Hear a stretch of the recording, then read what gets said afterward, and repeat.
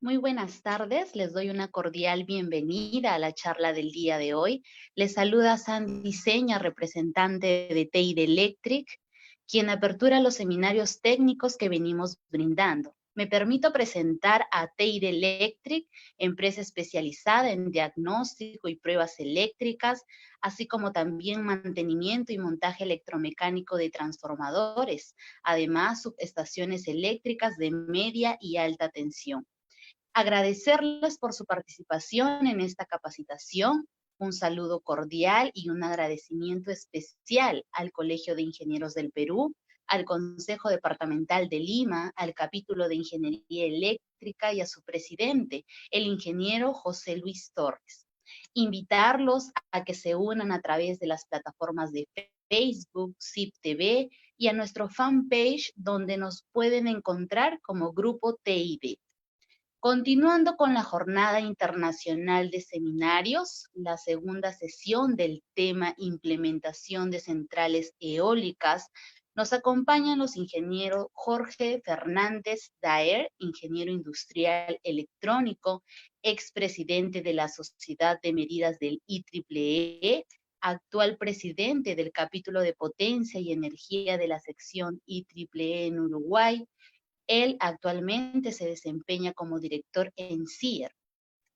El ingeniero Israel Troncoso Flores, ingeniero electricista, él ha sido expresidente del capítulo de Potencia y Energía de la sección IEEE en Bolivia, cuenta con un certificado internacional en medidas de descargas parciales, además gerente técnico en FTI SRL. Recordar que al finalizar se va a realizar la ronda de preguntas.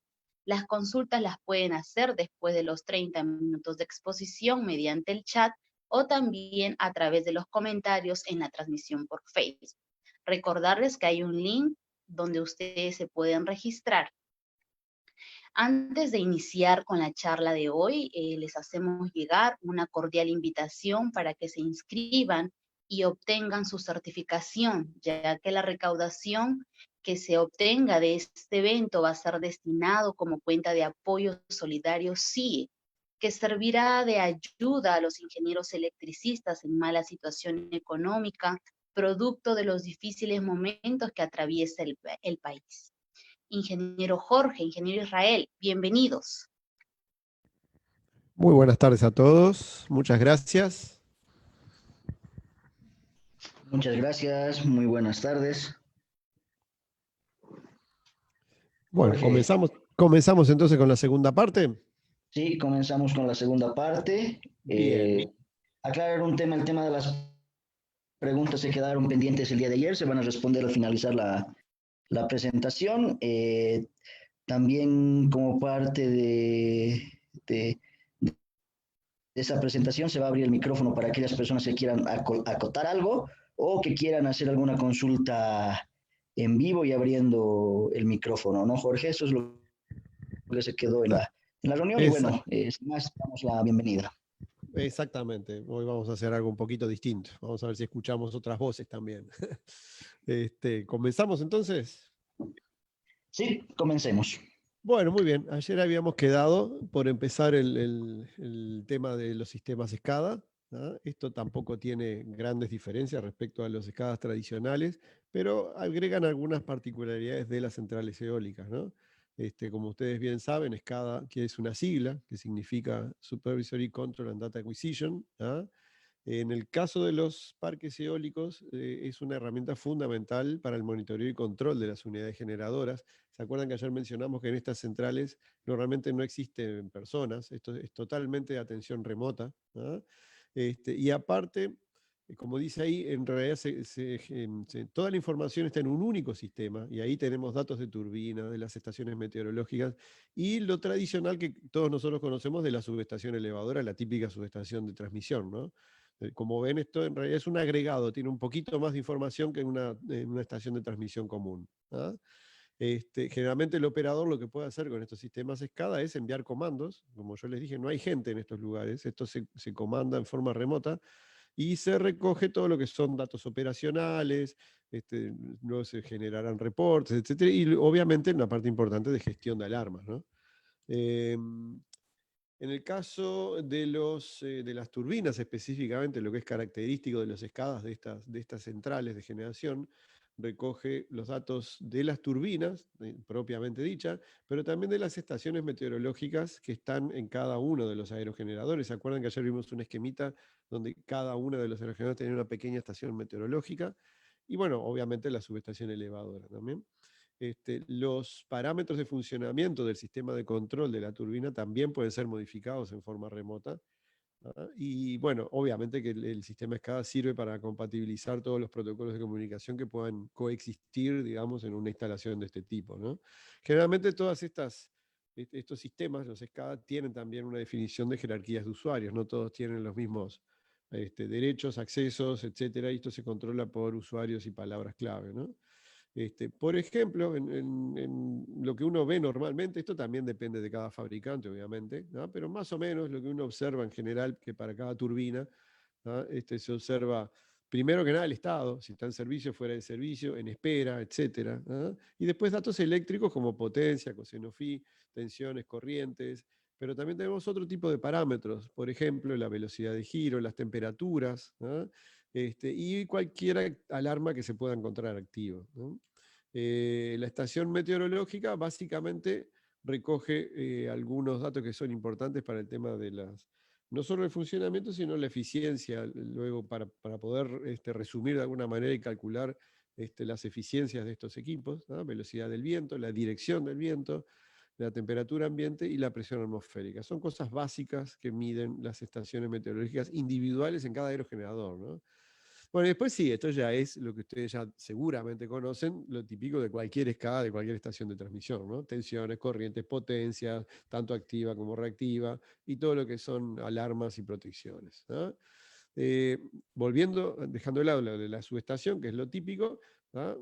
Hay también acciones que se pueden realizar, que el operador realiza en forma remota, como por ejemplo arrancar y detener cada turbina individualmente, ¿no? Lo puede hacer en forma individual, ¿no? También tiene forma de hacerlo todo el parque, puede sacar el servicio todo el parque. Ojo, sacar el servicio no quiere decir que abro el disyuntor de la subestación de transmisión, no, no. Simplemente le doy orden de parada, o sea, las máquinas van a pasar, perdón, a modo de detención, van a quedar detenidas, está todo energizado, pero no generan, no giran, ¿eh? Y el comando ese puede ser individual por turbina o colectivo a todo el parque, ¿eh? También le permite manejar el sistema de orientación del aerogenerador, ¿eh? Y bueno, ni que hablar que todo lo que son aparatos de maniobra en la subestación, ¿no? Lo que importa para hacer estudios y analizar los comportamientos de estos equipos son las cosas que se están mostrando en esta transparencia, ¿no? Como la curva de potencia, las potencias generadas, la disponibilidad de las turbinas, estadísticas de fallas. Todo esto permite a los ingenieros responsables de esos equipamientos poder mejorar, optimizar, hacer cosas que, en definitiva, como decíamos ayer, esto no se olviden que es un negocio, ¿no? Siempre se persigue la maximización del ingreso, ¿no? Bien.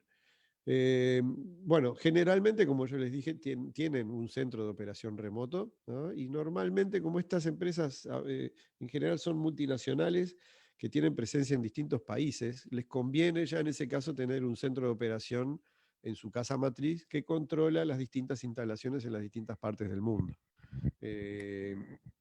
También es posible, ¿no? No solo un monitoreo remoto común y silvestre como en una escada, sino que también puede ser, no digo que siempre, ¿no? Pero en algunos casos hay interés y tienen capacidad instalada como para poder hacer diagnóstico de lo que está pasando, no solo una simple recolección de datos, sino poder analizar el porqué de las cosas, ¿no? Y después, en definitiva, también está el dueño de la instalación, ¿no? Porque dejando de lado quién es el operador o quién mantiene el parque, en definitiva hay un dueño, hay alguien que es dueño de todo esto. Pero claro, la información que le interesa al dueño es mucho más reducida, ¿no? Y generalmente no son técnicos, sino que básicamente lo que interesa es el dinero, ¿no? Entonces, la información que puede llegar a interesar poder acceder en forma remota es, bueno, la potencia de energía, y la facturación sin duda y pérdidas, ¿no? Porque eso es lo que afecta a su negocio, ¿no? El esquema básico es realmente muy básico, acá tampoco hay grandes misterios, ¿no? Simplemente se acuerdan que ayer mencionamos que junto con los cables de potencia en el sistema colector también se tiende una fibra óptica que va recorriendo cada uno de los aerogeneradores y luego se recoge en un servidor, etcétera, con un software, etcétera, y se transmite vía internet al centro de control que puede estar a miles de kilómetros de distancia, ¿no? Estas son algunas imágenes de escadas típicos de algunos fabricantes de la zona, ¿no? Como ven, hay distintos tipos de pantallas, ¿no? Uno capaz que está más acostumbrado a ver escadas donde lo único que vemos son cosas eléctricas, parámetros eléctricos, como esta, por ejemplo, que está acá, que vemos potencias, tensiones, corrientes. Pero en realidad, no se olviden que esto es un sistema mecánico complejo, ¿no? No es solo transformadores y disyuntores, sino que tenemos mucho más complejidad mecánica que eléctrica, ¿no? Por eso van a ver que, por ejemplo, hay pantallas que tienen que ver con partes mecánicas, con sistemas de lubricación, etcétera, con temperaturas, ¿no? O sea, es la única particularidad de una escala, de una central eólica, es que monitorea otras cosas que en una subestación de transmisión típica no se estila, ¿no?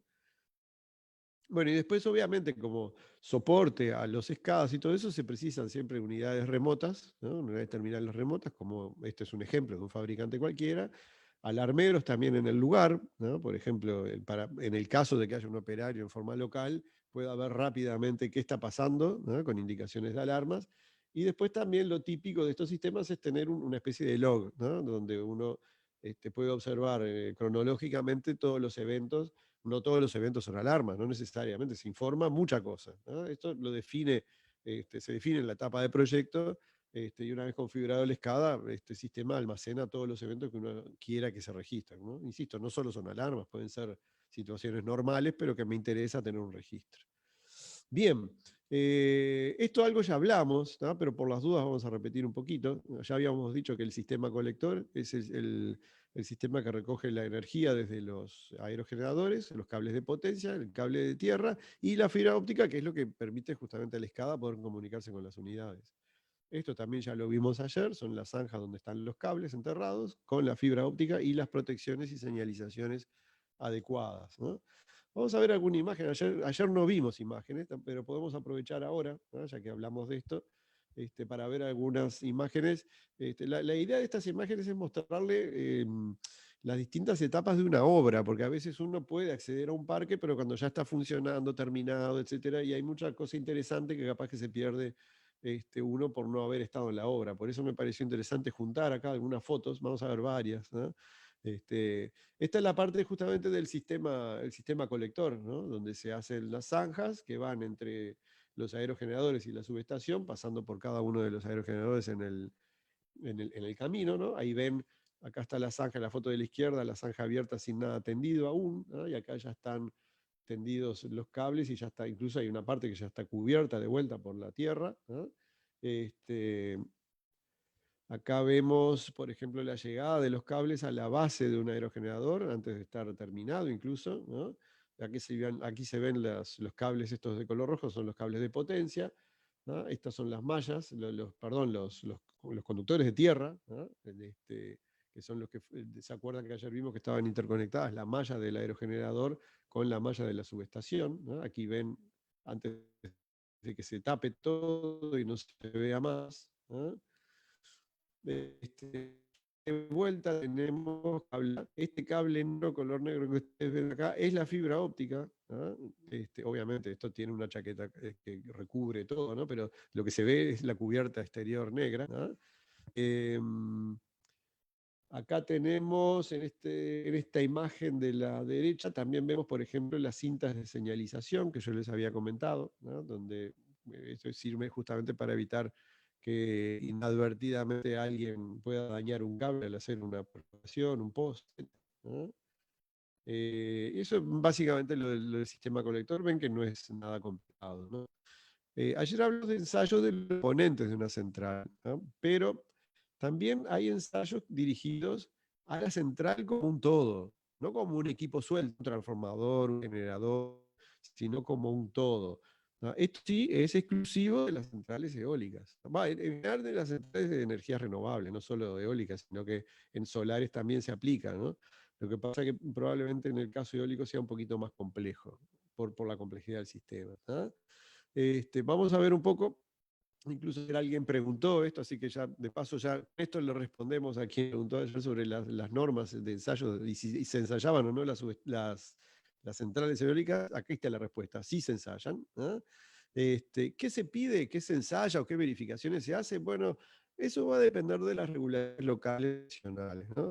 En el caso de nuestro país, esto fue un aprendizaje, ¿no? Porque al principio, en los primeros proyectos, obviamente al no haber mucha experiencia, se pedía mucho, ¿no? Pero con el correr del tiempo se fue aprendiendo, se fue estudiando, se fue aprendiendo de los errores, como siempre, ¿no? Y las exigencias se fueron más y más y más, ¿no? Por eso digo que ensayos y verificaciones, ¿qué se hace? Y bueno, va del país, de cada empresa y según el grado de avance o madurez que tenga el mercado de renovables en ese lugar, ¿no? Pero básicamente la idea es que, bueno, estos ensayos, ¿para qué se hacen? Para garantizar un nivel mínimo del suministro de energía, porque en definitiva a la empresa de transmisión o de distribución no le interesa lo que hay adentro de la central, lo que le interesa es que no le estén inyectando una energía de baja calidad, ¿no? Porque eso en definitiva va a hacer bajar sus índices de performance, ¿no? Y después eso puede hacer que reciba penalizaciones de los agentes administradores del mercado, por ejemplo, ¿no? Luego que se hace también es verificar el comportamiento de la central y los sistemas de control. ¿Se acuerda que ayer le dijimos que las consignas se mandan desde el despacho de carga? Bueno, se verifica que efectivamente, si el despacho de carga le indica que se ponga a generar un determinado nivel de reactiva y activa, eso efectivamente se haga en forma automática, ¿no? Y lo otro que también se verifica generalmente es cómo se comporta una central cuando hay una anormalidad, un defecto, algo raro, ¿no? Algo que no es normal, ¿no? Una falla, una salida de una línea, etcétera, ¿no? Porque eso también es algo que es importante conocer cuál es la reacción de la central, ¿no? Hablando de normas, también ayer alguien nos preguntó esto, hoy tenemos acá un listado de normas, ¿no? Hay normas tanto IEEE o IEC, ¿no? Eso las menciono todas acá, esto es un listado, no vamos a entrar en detalle en cada una de ellas, ¿no? Vamos a ver algunos sí comenté sobre algunas de ellas, pero no podemos entrar en todo porque es demasiado tiempo, ¿no? Básicamente tienen, ¿ven? Dentro de IEEE un par de normas tenemos acá. Algunas hablan sobre cuáles son las exigencias, otras hablan sobre cuáles son los procedimientos de ensayo, como esta que tiene acá. Esta es la parte de, justamente en la IEC se mencionan los límites de emisión por ejemplo, armónicos, etc. Esta otra norma IEC indica cómo se hacen los ensayos, cuáles son las técnicas de ensayo para hacer la medida de calidad de la energía.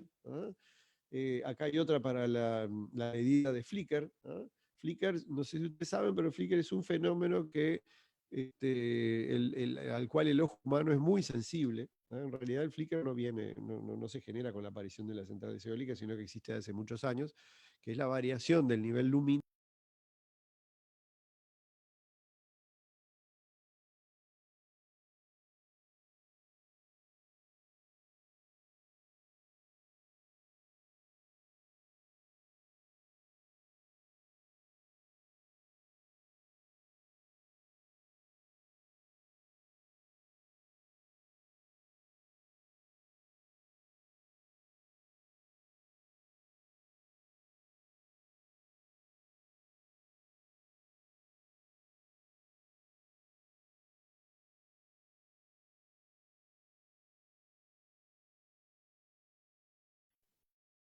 Hola. Hola. Sí, Hola. estamos, ingeniero. Sí, no sé, algún problema hubo, creo que me perdieron, ¿no? Como unos 3 minutos más o menos. Está desconectado. Ah, per- perfecto. Bueno, estamos de vuelta entonces. Disculpa, no sé qué pasó. Eh, no sé dónde había quedado. Israel, capaz que tú estabas atento. ¿Me podés orientar un poco, por favor? Hola. Sí, Bueno, Jorge, sigo. Ah, estabas pe- explicando de las normas o de la sea que está bien IEC y acá AAA. entonces. Ujú, correcto. Ah, perfecto, perfecto. Seguimos entonces. Bien, estábamos hablando, sí, de las normas, ¿no? En particular Estábamos hablando de medida de calidad, medida de flicker. Estaba explicando el concepto de flicker, que es las variaciones a las cuales el ojo humano es sensible, el flujo lumínico. La aparición de las centrales eólicas, esto es un fenómeno que volvió a pasar, ¿no? Entonces empieza a exigir de vuelta, ¿no? Y hay estas medidas, vamos a ver sobre eso, vamos a hablar un poco más de detalle. ¿Qué más tenemos? Bueno, en general son todas normas, como ven, que tienen que ver con armónicos, etcétera, etcétera, ¿no? Bien, otras normas más. Ven que hay de todo un poco, hay una buena variedad de normas, tanto IEC como IEEE, ¿no? Y todas tienen que ver con cómo hacen los ensayos y cuáles son los límites admisibles para cada uno de los parámetros a medir, ¿no? Por ejemplo, vamos a dedicarle un poquito más de tiempo a esta norma, la IEC 61421, porque es bastante importante, por lo menos aquí se exige mucho esta norma, ¿no? Donde, por ejemplo, se hablan de especificaciones del aerogenerador, qué cosas tiene que cumplir el control de potencia, cuál es la protección de la red, cuáles son los tiempos de reconexión, ¿no? En el caso de o sea, ¿cuál es el objeto de esta norma? Es como dice ahí, ¿no? Es la definición.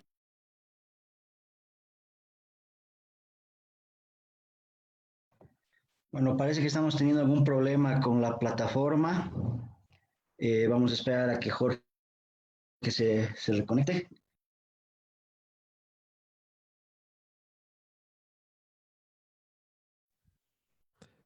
Hola. Hola Jorge, estamos teniendo algunos problemas con la plataforma. No sé si soy yo o somos todos. Al parecer es alguien que tiene, al parecer eres tú, Jorge. ¿Sí? Qué raro. Sí. Bueno, Parece que es el internet del ingeniero, del repositor. sí, bueno, qué raro, pues y es más, la tengo duplicada por dudas, pero bueno, ¿no? Está pasando, sí. A ver, si me dan un minutito, voy a ver si puedo hacer. A ver ahora, ¿está más estable ahora? Sí, está, a ver, al parecer sí. Bueno, vamos a seguir así, veremos qué pasa entonces. ¿Están viendo la pantalla y escuchan? Sí, se ve, se escucha. Bueno, perfecto. Bueno, sigo acá y espero que ahora no cambie, ¿no? Bien, perdón. Estábamos hablando vamos a poner, ahí está el puntero láser, perfecto. Esta norma en particular habla de un único aerogenerador conectado a la red, ¿ah?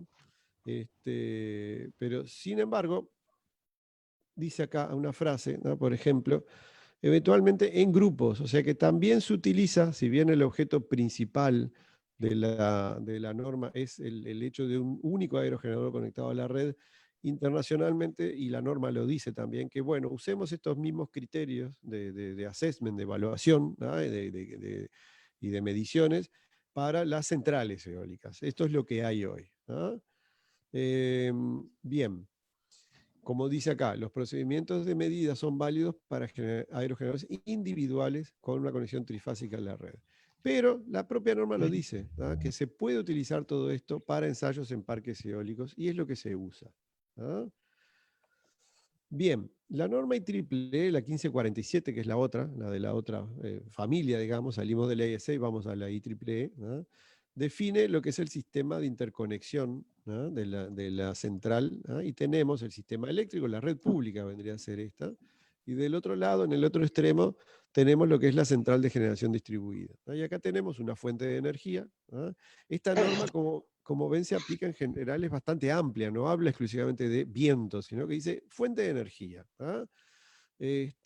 Un sistema de conversión de energía, ¿no? Que pasa a ese parámetro que puede ser sol, viento, etcétera, ¿no? A energía eléctrica a través de un generador. Y después en el medio, ¿no? Entre la red pública y la central de generación, está lo que se define, según esta norma, como el sistema de interconexión. Y estos son los elementos que forman parte de ese sistema de interconexión. El sistema de control, el sistema de protección, el control de funcionamiento en régimen y, bueno, por supuesto, siempre hay equipos auxiliares, ¿no? Esta es la definición de la norma. Esto es lo que se llama sistema de interconexión, ¿no? Las normas exigen distintos tipos de ensayo, ¿no? Por ejemplo, los ensayos de tipo, ¿no? Como ustedes bien saben, esto en realidad, ensayo de tipo se exige a cualquier tipo de material que se utiliza en una red, sea un cable, un aislador, un transformador. En este caso estamos hablando de una central eólica, ¿no? Como que fuera un único producto, ¿no? También se le hacen ensayos de tipo, ¿no? Y básicamente este es el listado. No vamos a entrar en detalle cada uno de ellos, pero estabilidad en temperatura, cuál es la respuesta a condiciones anormales de tensión y también de frecuencia, los parámetros de sincronización con las redes, cuán íntegra se mantiene la conexión con la red y la limitación de inyección de corriente continua a la red, ¿no? El funcionamiento en isla. El funcionamiento en isla quiere decir que puede abastecer cargas en la cercanía totalmente desconectada de la red pública. En particular, en algunos lugares esto no se permite, por ejemplo en Uruguay esto no está permitido el funcionamiento en isla, ¿no? En caso de que suceda, automáticamente la central tiene que salir de servicio, ¿no? Inversión del flujo de potencia, aperturas de fases, reconexión, luego conexión de condiciones anormales, armónicos y flicker. Algunas de estas cosas las vamos a ver en imágenes reales, en registros reales, para que tengan un poco, que no se queden solo con un título, ¿no? Ensayos de producción, ensayo de tipo es para verificar que el diseñador lo sabe hacer bien. Ensayo de producción es cuando esto ya está fabricado, está funcionando, ¿tá? Por eso algunos de los ensayos, perdón, se repiten, ¿tá? Es simplemente para verificar que lo que estaba en el papel, lo que era un proyecto, luego de la ejecución, sigue siendo válido, ¿tá? Bien. ¿Qué más tenemos? Y ensayos de recepción, ¿no? Esto es como en cualquier otro producto también, es cuando el comprador, ¿no? Quiere ver qué me están entregando, ¿no? ¿Me están entregando algo de calidad, sí o no? Y se hacen alguna serie también de ensayos, ¿no? Algunos son repetidos, otros no tanto, ¿no?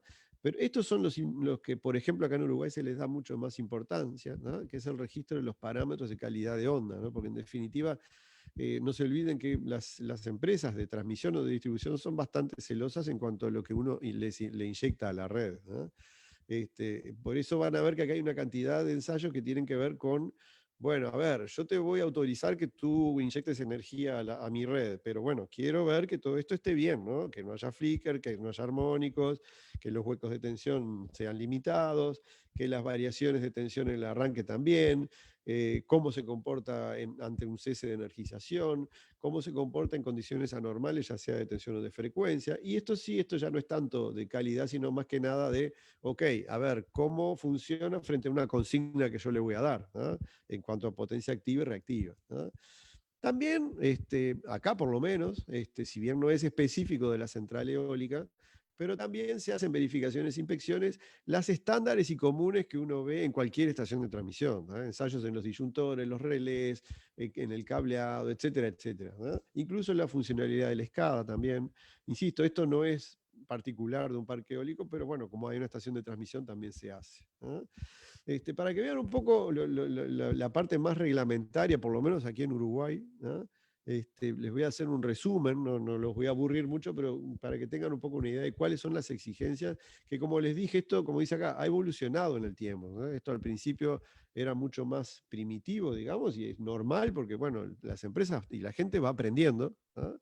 Y se fue, aquí por lo menos empezó con exigencias muy básicas y después se fue viendo qué cosas se podían empezar a exigir más, ¿no? Aquí en Uruguay la empresa de energía eléctrica se llama UTE, como yo les dije ayer, es monopólica en transmisión y distribución, pero no en generación. La generación aquí en Uruguay está liberada, ¿no?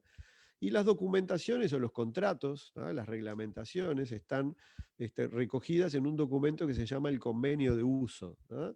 Este convenio de uso, si bien obviamente está emitido por la empresa de energía eléctrica, está basado en normas internacionales, ¿no? Son las normas que acabamos de mencionar, acá no hay ningún misterio, ¿no?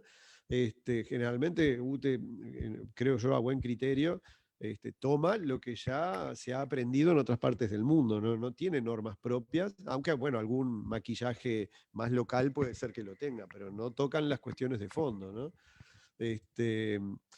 Está dividido en anexos, ¿no? Insisto, no vamos a entrar en mucho detalle, pero hay un anexo, el 1, que es un acuerdo operativo que dice cuáles son las condiciones, las potencias, etcétera, las condiciones genéricas, más tipo contractuales son estas, ¿no? Y la parte técnica, que es la que probablemente nos interesa más a nosotros, está en otro anexo separado, donde están ahí todos los ensayos que en definitiva, una vez que estos ensayos pasan, ¿no? Se aceptan, se superan con satisfacción, recién ahí la central está autorizada a realizar la conexión a la red de la central generadora, ¿no? También se piden algunas cuestiones más, no tan técnicas, pero bueno, por ejemplo, tiene que haber un interlocutor técnico, normalmente este es un ingeniero, ¿no? Con determinada categoría, ¿no? No es un comercial, este tiene que ser un ingeniero, por eso dice es un interlocutor técnico, ¿no? Debe haber un proyecto de instalaciones interiores aprobado, ¿no? Por la empresa de energía eléctrica, por más de que la empresa de energía eléctrica no se mete en el interior, pero sí quiere ver, bueno, ok, a ver, ¿qué es lo que están haciendo ustedes? No me conecten cualquier cosa, ¿no? Hay un tema legal también, que es un documento de asunción de responsabilidades, ¿no? En general esto lo asume el ingeniero asume la responsabilidad de lo que pueda pasar acá, ¿no? No se toman las cosas a la ligera, ¿no? Sino que hay responsabilidades legales, ¿no? Bueno, y después todo lo que son la documentación de todos los ensayos que se hicieron, inspecciones, verificaciones, todos los ensayos de tipo y de producción de los materiales y equipos que se usaron en esta central eólica, ¿no? El acuerdo operativo, básicamente, los aspectos principales, habla de cuál debe ser el mantenimiento de las instalaciones, habla un poco, obviamente, de que las conexiones y la operación tienen que ser segura y confiable. El hecho de las medidas de calidad, yo les había dicho recién, lo que le preocupa es que si una central de generación eólica está inyectando una baja calidad de energía eléctrica, esto le puede afectar a otros clientes. Por eso la empresa de energía eléctrica no quiere que le inyecten energía de baja calidad, ¿no? Bueno, toda la parte de protecciones, obviamente. Incluso, como acá hay relación entre instalaciones, ¿no? La empresa de energía eléctrica tiene sus instalaciones, ¿no? Y el generador tiene también sus instalaciones. Entonces, bueno, acá también en estos documentos se definen cuáles son los enclavamientos, se acuerda, ¿no? Esto se negocia, es un acuerdo entre dos partes, ¿no? Y después viene la parte que tiene que ver con el dinero, ¿no? Es los requisitos en la medida comercial, ¿no? Acá hay requisitos técnicos y también comerciales de facturación, etcétera, etcétera, ¿no? Algunas de las cuestiones técnicas que se imponen en estos acuerdos, ¿no? Por ejemplo, que el transformador debe aislar la componente homopolar, que el neutro tiene que estar aterrado del lado de alta, que no energizará la red si está desenergizada, ¿no? En falla de la red dejará de energizar la red mediante dispositivos de corte, básicamente tiene que tener un disyuntor, ¿no? Y lo que yo les decía hace un rato, evitar el funcionamiento en isla, ¿no? Acá no está permitido el funcionamiento en isla, ¿no? Y después lo que se adjunta también, que esto puede ser dinámico, es más, hace poco esto cambió un poquito, los límites estos ya no son los mismos, ¿no? Por ejemplo, cuál es el comportamiento de la central frente a condiciones anormales de frecuencia. Entonces, generalmente lo que se entrega en ese documento es, por ejemplo, acá ven en este eje, los rangos de frecuencia, ¿no? Y cuánto es el tiempo máximo que se admite que esté fuera de la nominal, ¿no? Por ejemplo, entre 47 y 48 Hz no puede estar más de 5 segundos, ¿no? Pasado ese tiempo, la protección de la central tiene que dar una orden de apertura al disyuntor, ¿no? Lo mismo en cuanto a huecos de tensión, ¿no? También hay especificaciones cuáles son las variaciones en amplitud y las duraciones en tiempo admitidas, ¿no? Y después viene toda la parte de medidas específicas, ¿no? Esto se hace toda una serie de ensayos, ¿no? Que vamos a ver ahora con un poco más de detalles, pero básicamente, como dice acá, que ya lo mencionamos, medición de flicker, armónicos de corriente, huecos de tensión, variaciones de tensión, y algunas otras cosas más. Vamos a verlo mejor en gráfica, ¿no? Esto también ya lo mencionamos, es la verificación básica de los equipos, esto es básicamente equipos de la subestación, ¿no? Flickr, vamos ahora sí a entrar un poquito más en las medidas de calidad, ¿no? Aquí se define la medición de Flickr, se miden dos parámetros distintos, el Flickr a corto plazo, ¿no? Que es un periodo de integración de 10 minutos, ¿no? Y un Flickr a largo plazo, que es un periodo de integración a 2 horas, ¿no? Y se deben hacer, esto cambió, originalmente acá en Uruguay no era así, pero esto es como se hace ahora, ¿no? Se hacen dos campañas de medición, la primera sin aporte de la central, ¿no? ¿Por qué es esto? Porque la red pública naturalmente tiene Flickr, ¿no? Entonces, si uno solo midiera el Flickr con el aporte de la central, no seríamos capaces de distinguir, bueno, cuánto está agregando la central, ¿no? Porque no sabemos cuánto había. Por eso Al principio, lo comento porque al principio, hace muchos años, se medía solo se hacía una única campaña con la central generando, ¿no? Pero claro, ahí aparecían problemas de que al final no sabíamos si el flicker presente era generado por la central o ya existía de antes. Entonces, bueno, hoy se hace 7 días, ¿ah? Sin aporte de la central sí conectada, ¿ah? Pero sin generar, sin inyectar energía, ¿ah? Es simplemente para caracterizar el nivel de flicker de la red en ese punto, ¿ah? Y luego, 7 días después, ¿ah? Se empieza a inyectar corriente, se empieza a inyectar energía, se hace generar a la central y se sigue midiendo flicker, ¿ah? Luego, la norma, esto está en una norma, IEC, la 61000-3-7, ¿ah? Dice cómo calcular, ¿ah? ¿Cómo calcular? No, cómo determinar si esa central cumple o no con lo que se exige en la norma, ¿ah? Básicamente son estas fórmulas que ustedes están viendo acá, ¿ah? Una fórmula es para el flicker a corto plazo y otra fórmula es para el flicker a largo plazo, donde ven que básicamente es una resta de los aportes con y sin, de la medida, perdón, de flicker, con y sin aporte de la central, ¿ah? Esto es lo que se aplica acá, que está sacado de la norma, ¿ah? Para medir eso, ¿ah? El flicker, obviamente, también hay una serie de exigencias en cuanto al instrumental a usar. Esto no se hace con cualquier registrador de calidad de servicio, sino que hay exigencias específicas. En realidad, esto obliga a que el registrador sea, digamos, es el líder mundial, ¿no? O sea, al nivel mundial, un clase A, de acuerdo a estas dos normas, 61000-4-15-4-30, es la máxima calidad posible de registro de calidad de energía, ¿ah? O sea, hay distintos fabricantes en el mundo de este tipo de instrumental, ¿ah? Pero los mejores son los que cumplen con esta normativa. Esto es lo que se está exigiendo acá en Uruguay. Hace unos años no se pedía esto, se pedía un poquito menos, ¿ah? Pero bueno, a medida, como les dije, a medida que se va aprendiendo, se va exigiendo cada vez más. Acá hay una imagen de una medida hecha aquí en alguna de las centrales eólicas acá. Normalmente lo que se hace, se utiliza el mismo cofre o tablero de frontera entre la generadora y la empresa de distribución o transmisión. En algún punto tenemos lo que son las borneras frontera entre los dos actores, ¿ah? Y ahí es donde se conecta, supuestamente debería estar, supuestamente digo, ahora después vamos a ver porque no siempre pasa, ¿no? Pero uno debería tener disponible borneras para poder medir temporalmente nada más, porque esto, como les dije, este equipo se deja aquí unos 14 días en total y nada más, ¿no? Pero eso debería ser posible sin interrumpir el servicio de la central, ¿no? Aquí se exige que los armónicos de corriente se deben medir hasta el armónico 50, ¿no? Esto está muy por debajo de lo que pueden hacer los registradores hoy, ¿no? Generalmente cualquier registrador de buena calidad mide bastante por encima del armónico 50, pero no importa, para los efectos de este control de la central, aquí se pide hasta el armónico 50, se pide un tiempo de integración de 10 minutos, se pide que se calcule, de acuerdo a la norma, la tasa de distorsión de la demanda, y hay que verificar que los valores de armónicos cumplan con los límites. Los límites están dados en esta otra norma, la IEEE 519, ¿ah? Donde, como yo les dije, esto estamos midiendo durante 7 días y 7 días, ¿ah? Justamente la idea es que, bueno, por lo menos en cada armónico, el 95% del tiempo tiene que estar por debajo de los límites de esta norma. Como ven, esta norma tiene límites según el número de armónicos, ¿ah?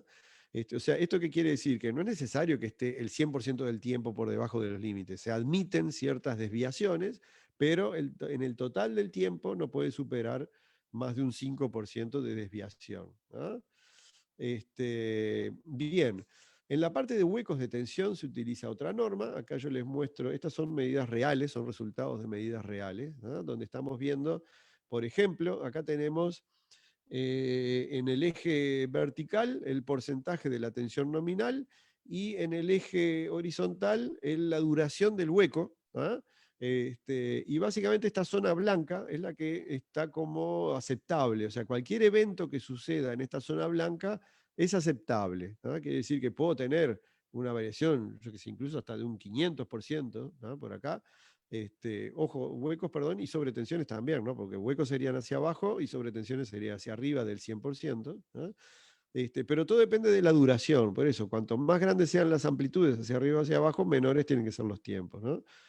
A medida que los tiempos se alargan, obviamente se aceptan menores variaciones. Acá tenemos en esta imagen que tenemos acá una medida real de una central que durante esos 7 días no presentó ningún evento, ven que incluso acá este equipo en particular dice acá la cantidad de eventos, 0 eventos. Y acá tenemos otro caso de otra central donde sí hubieron eventos, acá están marcados con puntitos incluso, en particular en este caso tenemos 11 eventos, esta central fracasó, tuvo algún problema. Obviamente hay que encontrar el origen de esos problemas, tratar de resolverlos y volver a hacer la medida. Acá no hay más remedio que volver a medir y volver a destinar otros 7 días más de medida. Algunos de los eventos, yo recogí algunos de esos puntitos para que ustedes vean qué cosas pueden llegar a verse, ¿no? Son cosas tan graves como esto. Ven acá las 3 sinusoides de tensión, ¿no? Obviamente están muy pegaditas porque justamente porque como los tiempos son largos, no tuve más remedio que comprimir la imagen. Vean esto es una cantidad bastante grande de ciclos donde teóricamente desapareció todo, ¿no? Esto es un hueco, más que un hueco, es una desaparición total, ¿no? Acá tenemos otro tipo de eventos. Ven que hay donde está la raya roja, este equipo en particular marca el inicio del evento, ¿no? Ven que incluso acá hay algunas, no sé si las 3 fases, sí, aparentemente las 3 fases sufrieron deformaciones. Algo pasó acá que hizo que estas sinusoides que venían bastante limpitas y perfectas, a partir de este momento hubo alguna distorsión y por lo que veo sigue por un buen tiempo, por lo menos en 2 de las 3 fases, ¿no? Acá hay otro ejemplo, ¿no? Donde hay acá también la raya roja es el inicio del evento. Algo pasó aquí que hizo que las tensiones se deformaran. Este duró bastante poco, apenas un ciclo nada más. Ven que enseguida vuelve a la normalidad. Pero bueno, todos estos eventos los equipos registradores los deben capturar, ¿no? Por eso es bastante exigente la instrumentación, ¿no? No es cualquier equipo que se puede usar y tiene que cumplir con las normas que mencionamos, ¿no? Otro de los ensayos que se hace es el de variación de tensión en el arranque, ¿no? Lo que acá describimos cómo se hace el ensayo, ¿no? Se miden las tensiones en las 3 fases, ¿no? Y se inicia el proceso de arranque de la central, ¿no? Se utiliza el SCADA, como mencionamos hoy, y se le dice a la central, ok, arranquen, ¿no? Insisto, esto no es ni abrir ni cerrar el disyuntor siempre está cerrado, la red está conectada al parque, lo que pasa es que los aerogeneradores están quietos, no están girando hasta que yo le doy la orden de arranque. Y entonces ahí empiezan a girar. Obviamente, una cosa que no dije, pero esto es claro, ¿no? Este ensayo en particular, si no hay viento, no se puede hacer. Un día que no haya viento, es imposible hacerlo, ¿no? Ese es otro de los problemas que también aparece durante los ensayos de una central, que uno no puede determinar a ciencia cierta qué día voy a tener el viento necesario como para poder hacer todos los ensayos. Nos ha pasado más de una vez de programaciones de ensayos que tienen que suspenderse porque el viento no da o no aparece, el que estaba previsto aparecer no sucedió, o empezamos a hacer ensayos y en la mitad del día cayó el viento, ¿no? Y bueno, esto sin viento no se puede hacer ensayos, ¿no? Bueno, esto se hace 5 veces y se calcula el porcentaje de variación entre la máxima tensión y registrada en el arranque y la tensión previa al arranque. Y también el transmisor, la empresa de transmisión, le pone límites, ¿no? Vamos a ver, acá tenemos algunas gráficas, ¿no? Donde tenemos las tensiones, esto es previo al arranque, por acá en algún momento se le dio la orden de arranque y ven que la tensión tiene alguna variación, ¿no? Sube. Esto es una red de media tensión, ven que estamos hablando de unos cerca de los 18 kilovoltios, ¿no? De todas maneras, esto está muy ampliado, ¿no? Miren que el cero no está acá. Esto estamos hablando que cambió entre 17.700 a 17.900. Son 200 voltios en 18 kilovoltios, ¿no? Eso no está dentro de los márgenes, ¿no? Acá a mí se me ocurrió, en vez de mostrarles un único arranque, mostrarles los 5 arranques. ¿Se acuerdan que yo les había dicho que se realizaban 5 veces? Bueno, acá tienen los 5 arranques, ¿no? Donde se ven las variaciones de tensión justamente previo al arranque y luego del arranque, ¿no? Otro de los ensayos es el que se llama como funcionalidad de cese de la energización. Entonces, ¿cómo se hace? La central tiene que estar generando, otra vez precisamos viento, ¿no? Se desconectan las 3 fases de la empresa de transmisión, o sea, la empresa de transmisión lo que hace es abre su disyuntor, ¿no? Directamente abre el disyuntor, ¿no? Y se verifica que el disyuntor de aislación de la central, el que es propio del generador, obviamente va a abrir también, porque va a detectar que no tiene tensión y va a abrir, ¿no? Pero acá en Uruguay por lo menos se exige que, aunque vuelva la tensión de la red, ¿no? el de la central no puede volver a cerrarse en un plazo menor a 5 minutos. Es como una especie de, bueno, ok, dejemos, si la red se fue por algo habrá sido, algún defecto, algún transitorio, etc. Y no queremos que se nos vuelva a conectar todas las centrales de golpe juntas inmediatamente, porque capaz que todavía estamos en un tiempo de inestabilidad o debilidad de la red. Supongo que estos tiempos deben ser por eso, para esperar a que las redes se estabilicen nuevamente. Probablemente 5 minutos sea un poco mucho, un poco exagerado, pero bueno, eso es lo que se está exigiendo acá. Esto se resuelve muy fácilmente. Los proyectistas lo que hacen es poner alguna especie de bloqueo temporizado, cosa de que por más que haya una orden de cierre del disyuntor del generador, no se cierra. Es un temporizador. Hay otro ensayo que se hace que se llama el recierre monopolar. ¿En qué consiste este ensayo? Está la central generando de vuelta, conectada a la red, y el operador de la red, el transmisor, por ejemplo, lo que hace es abre una fase nada más, no desconecta las tres fases del disyuntor, sino que abre solo una de las fases, un polo de un disyuntor, durante 800 milisegundos. Y en esa situación la central debe poder mantenerse en servicio, o sea, tiene que poder aguantar esos 800 milisegundos generando sin sufrir ninguna salida de servicio. Acá tenemos las gráficas para que lo entiendan mejor. Tenemos acá en la gráfica de arriba las corrientes y en la gráfica de abajo las tensiones. Acá, como ven, tenemos 3 corrientes trifásicas perfectas. Acá tenemos las 3 tensiones trifásicas perfectas. Acá esta raya vertical es el momento en el cual el transmisor abre una de las fases de su disyuntor. Las tensiones, como ven, se mantienen las 3, porque obviamente una desapareció porque la red desapareció, porque se abrió un polo, pero en realidad el generador las tiene que mantener. Entonces, por eso las tensiones, esa tensión no cae a 0, sigue apareciendo. Obviamente se darán cuenta que acá la calidad de la tensión es horrible, ¿no? Está muy distorsionada, pero bueno, no importa. Acá lo que se exige es manténganse generando, no importa la calidad, pero manténganse esos 800 milisegundos generando. Si ven las corrientes, no, hay una de las 3 corrientes que obviamente desapareció porque al interrumpir el circuito no circula corriente, por eso nos quedamos solos con 2 corrientes.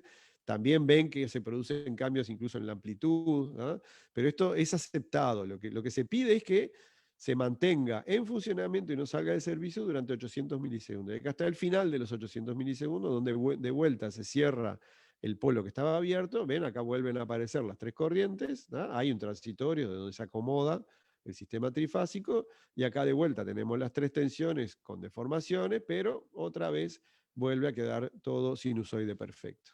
En este caso en particular, esta central pasó perfectamente. En cuanto a las condiciones, este es otro ensayo, condiciones anormales de tensión. Esto en realidad, por más de que se considera como que es un ensayo de la central, si ustedes razonan un poquito se van a dar cuenta que acá lo que estamos ensayando es el relé de tensión que está instalado en la estación de transmisión. Porque esto, ¿quién se encarga de hacer esta protección? Es el relé de subtensión o sobretensión. Por eso digo, esto, si bien se toma como un ensayo de la central, en realidad no es específico de una central eólica. Esto es típico de cualquier estación de transmisión. ¿Cómo se prueba? Con una simple valija que ustedes ya deben conocer, de inyección secundaria de tensión, y la idea es inyectar tensiones que estén por fuera de los límites impuestos por el transmisor. Y directamente lo que se hace es tomar registro de, bueno, a qué valor de tensión, en qué tiempo actúan las protecciones. Obviamente este ensayo se realiza en las 3 fases. Lo mismo con frecuencia, y de vuelta, ¿quién se encarga de esto? Esto, si bien es un ensayo de la central, en definitiva el responsable de que esto funcione bien es el relé de frecuencia, el relé de subfrecuencia o sobrefrecuencia de la estación de transmisión. Lo mismo, y el ensayo se hace igual con el mismo equipamiento, es de vuelta la misma valija de inyección secundaria, salvo que acá en vez de variar tensiones, variamos las frecuencias. Luego tenemos, esto sí es un ensayo de la central, la central completa. Esto también tiene que haber viento para que se pueda realizar. Básicamente, por contrato, en el convenio de uso que yo les había mostrado hoy más temprano, se define una curva de potencia activa-reactiva. Y básicamente la prueba consiste en, bueno, perfecto, yo soy el dueño de la red, soy la empresa de transmisión o de distribución, y le voy a empezar a dar consignas a la central de forma que me recorra, básicamente que me recorra todo este contorno, ¿no? Si es capaz de recorrer este contorno, se asume que aquí adentro también se comporta bien. O sea, si lo llevamos a los límites y pasa bien, se asume que dentro también pasa bien. Entonces, generalmente el ensayo se hace, llevémoslo a algunos puntos que estén ubicados sobre el contorno en la curva PQ, en el plano PQ, perdón, ¿ah? A ver qué pasa con ese control, el control de la central. ¿Es capaz de llevar a esos niveles de activa y reactiva? Bien, como les dije, los convenios de uso, estos han ido cambiando en el tiempo. Yo les mencioné, por ejemplo, ¿no?, que antes se hacía una medida de flicker y armónicos solo con aporte de central, no se tenía idea de cómo era la red en ese lugar, ¿no? En aquel momento se ponía un límite absoluto impuesto por la empresa, ¿no? Luego se agregaron medidas sin aporte de la central y se hacía la cuenta esa que ustedes vieron, que era una raíz, cúbica de una diferencia de dos valores, ¿no? Bien, esto todo en cuanto a ensayos. Ahora me gustaría mostrarles, estos sí son algunos de los inconvenientes que nosotros hemos encontrado a lo largo de los años en distintas implementaciones en parques eólicos. Más que nada porque nos pareció interesante de que vean las cosas que uno puede llegar a encontrarse y en lo posible, obviamente, tratar de evitar que se produzcan en el futuro. Por eso me pareció interesante compartirlos con ustedes, ¿no? Algunos les pueden parecer casos muy, muy ridículos, pero son todos ciertos. Acá no inventamos nada. Pueden haber cosas que llamen la atención y uno podría preguntarse, pero ¿cómo es posible que sucedan estas cosas? Bueno, suceden, ¿no? Por ejemplo, una de las cosas típicas, en general pasa en cualquier obra, ¿no? Y en particular en el caso de una obra de una central eólica también, falta de coordinación de los trabajos, ¿no? Por ejemplo, nos ha pasado, ¿no?, que, por ejemplo, los dueños de las centrales están apurados en lograr las certificaciones de la central, porque no se olviden que cuanto antes estén certificados y autorizados, más temprano van a poder facturar, que es su negocio, vender energía, ¿no? Pero ¿qué pasa? Obviamente todas las medidas de calidad, ¿no?, se deben hacer con la central en régimen, ¿no? Cualquier cosa que interfiera con el funcionamiento en régimen de una central va a impactar en los resultados de calidad. Van a haber huecos, van a haber armónicos, etcétera, que en realidad normalmente no va a pasar. Esto sucede durante una obra, ¿no? Entonces, bueno, nos han pasado casos donde, por ejemplo, dejando... dejamos el registrador durante los 7 días y 7 días que se necesita, ¿ah? Pero justo un día tienen que hacer una obra en la subestación, entonces sacan de servicio la subestación, entonces por más que yo pueda seguir midiendo, no estoy midiendo nada, ¿no? O a veces cosas peores, por ejemplo, los registradores obviamente tienen que ser alimentados o por una UPS o por algo, porque no pueden dejar de registrar por más de que hayan eventos catastróficos, ¿no? Pero justamente la idea es medir a ver qué pasa, ¿no?, durante esos 14 días. Bueno, nos ha pasado a veces de que aún teniendo UPS, ¿no?, está bien, los cortes por trabajos durante la obra eran tan largos que la batería de la UPS se agotaba y terminábamos sin medir, ¿no? O incluso que no había ni siquiera alimentación segura porque todavía no se había montado todo el banco de baterías. O sea, son cosas que parecen ridículas, pero suceden, ¿no? Y es un poco las presiones de las obras y los apuros, ¿no? ¿Qué más? Inadecuación de las instalaciones, ¿no? Bueno, esto sí, uno podría entender que pase, aunque no debería pasar, ¿no? Pero muchas veces el ingeniero eléctrico que hace el proyecto de la instalación, no se le da el documento que habla sobre cuáles van a ser los ensayos de recepción, ¿no? Y por ejemplo, nos ha pasado, ¿no?, yo les dije hace un rato cuando les mostré una foto del registrador, que deberíamos tener accesibles borneras para poder medir, ¿no?, sin sacar la subestación, la central de servicio, ¿no?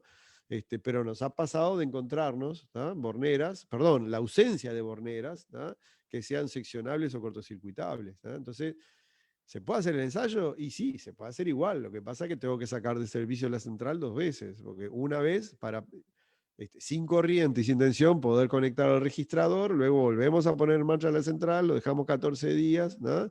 Y luego hay que volver a sacar la central de servicio para desconectar el equipo y recoger los datos.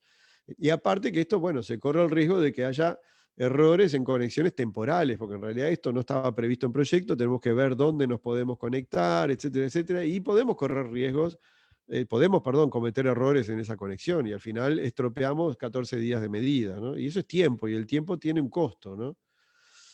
Algunos ejemplos de borneras, bueno, en este caso son todas borneras seccionables, cortocircuitables, o sea, de mayor o de mayor o menor calidad, pero bueno, esto es lo que se pide básicamente, ¿no? Que uno pueda colgarse en la parte de medida sin tener que sacar de servicio nada. Por ejemplo, acá estos son conductores que van hacia el equipo registrador.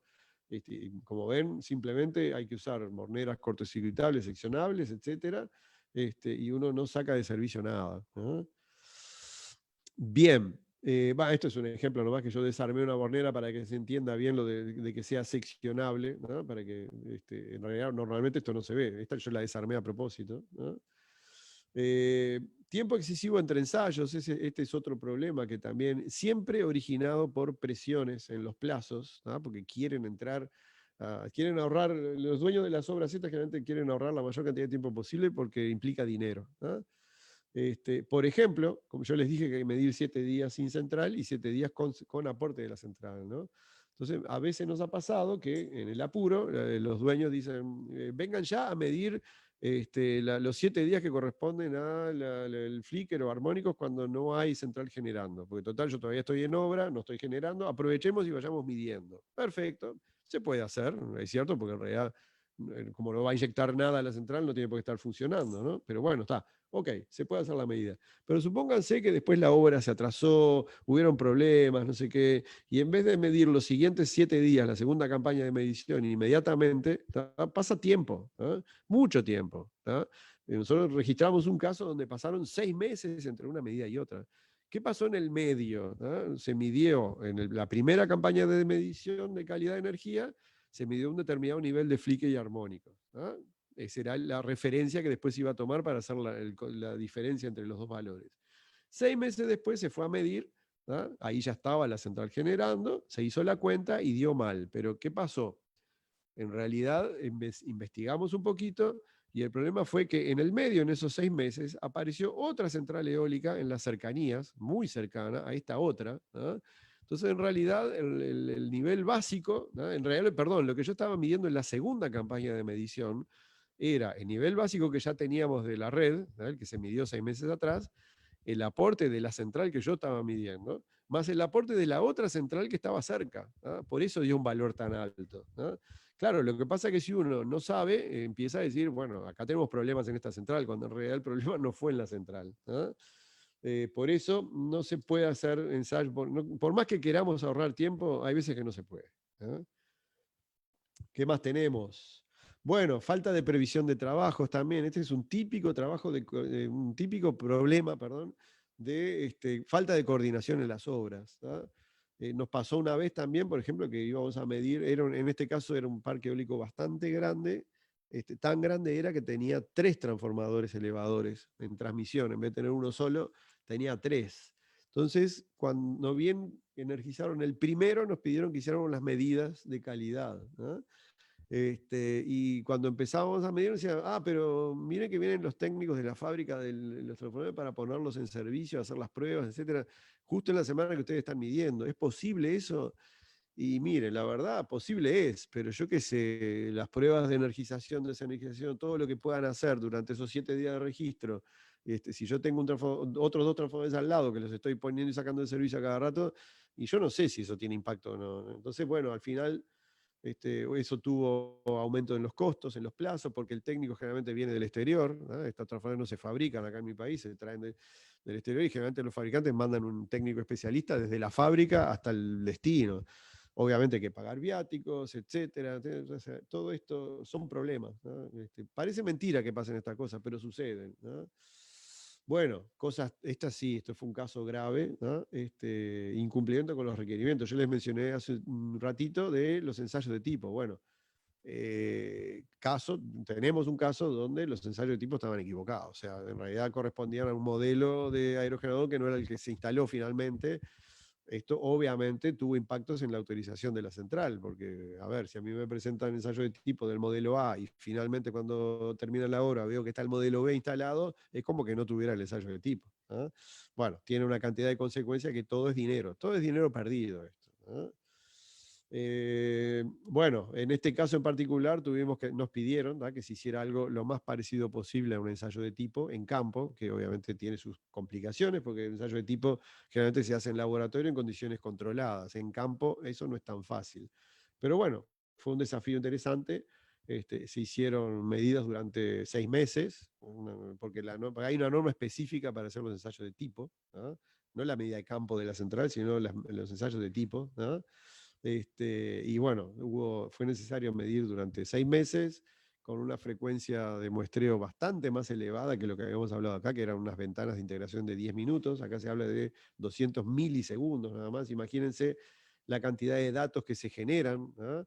Lo que implica bajar esos datos, porque acá estamos hablando de muchísimos datos que quedan en la memoria del equipo, más todos los tiempos de análisis de esos datos y los procesos estadísticos, ¿no? Este trabajo en total llevó unos 6 meses. Imagínense un atraso de 6 meses en la puesta en servicio de una central, ¿no? Otro caso, ¿no? Falta de información en proyectos, por ejemplo, el recierre monopolar, que no es compatible con la protección de subtensión. A veces quien hace la ingeniería de protecciones no sabe que se le va a someter la central a este ensayo, ¿no? Entonces fíjense que el recierre monopolar es el que vimos recién. Abre la transmisora, me abre un polo, ¿no? Eso en el relé de subtensión lo va a ver como una caída de tensión en uno de los polos. Entonces vamos a dar una orden de apertura.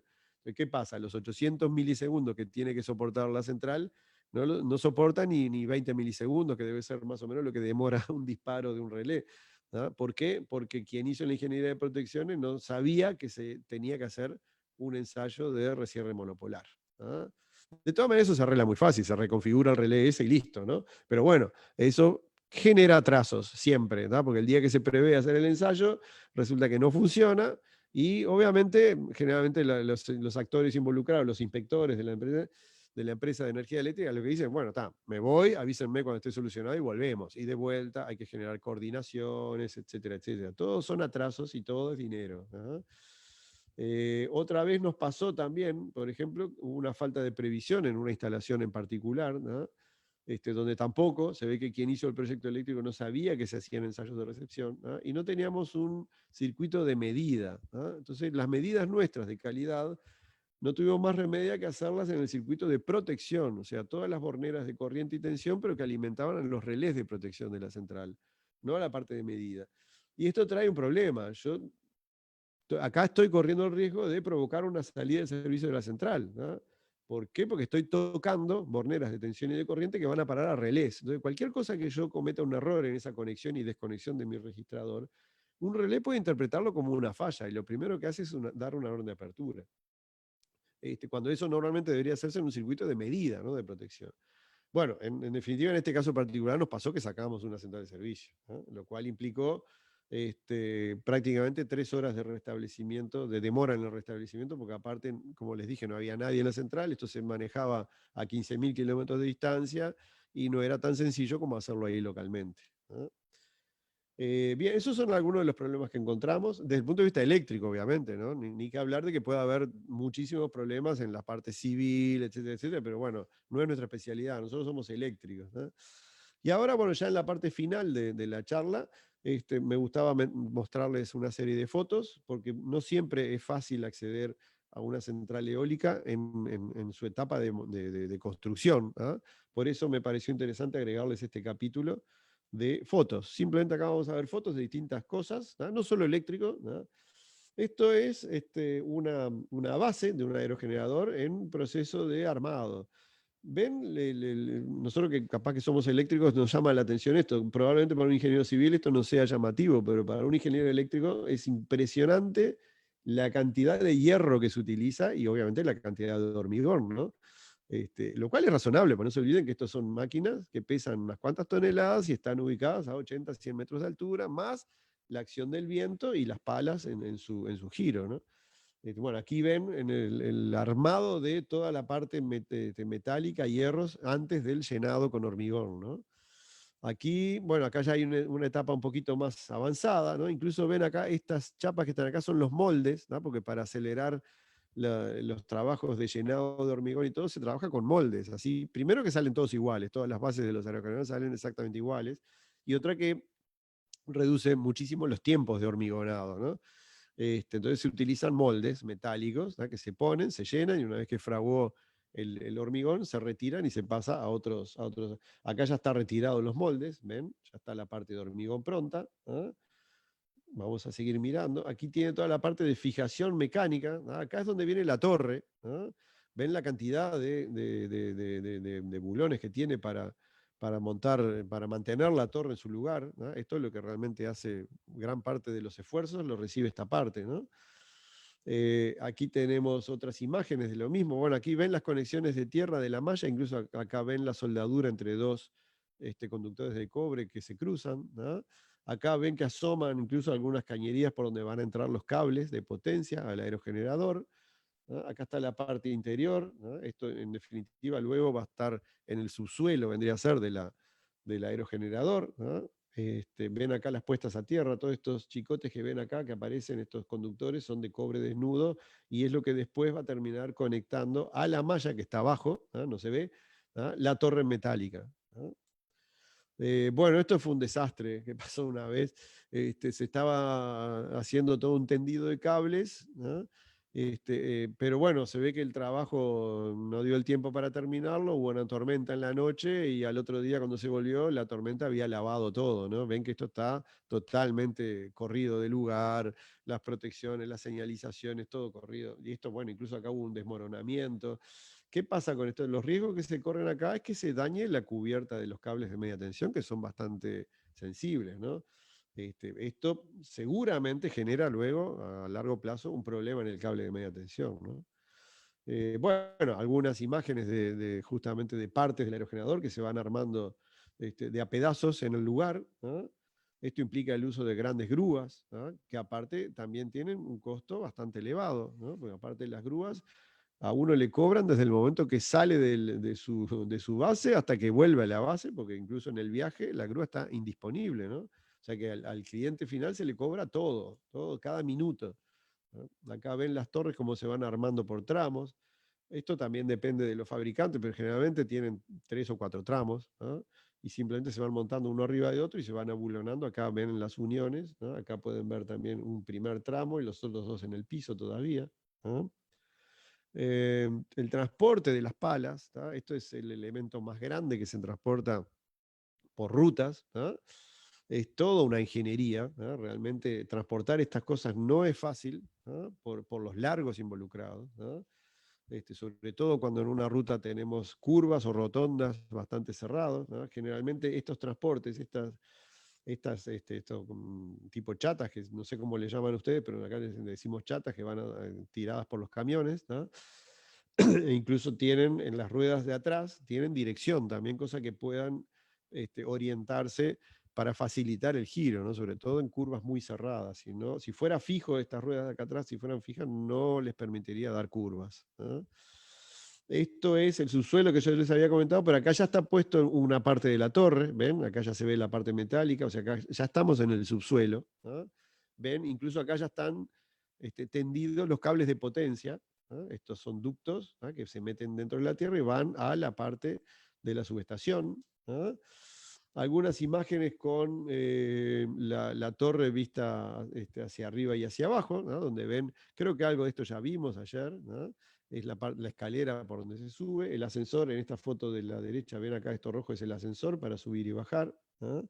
Los cables, ven acá todos los cables que suben, de potencia y de control también, ¿no? Acá se ve la interconexión física, ¿no? Entre el aerogenerador y la subestación, que aún acá todavía no está construida, ¿no? Pero ven ya estos manojos de ductos donde por ahí adentro se van a tender los cables de potencia, ¿no? Para conectarlo al transformador elevador que va a venir acá, ¿no? Acá ya está la subestación, este es otro caso distinto, ven, esta es la subestación y aquí ven los cables de potencia que van o vienen desde el aerogenerador a la subestación. Aquí adentro está transformador elevador, celdas de media tensión, etc. Estos cables más finos son la fibra óptica y acá este cable desnudo es el cable de tierra, ¿no?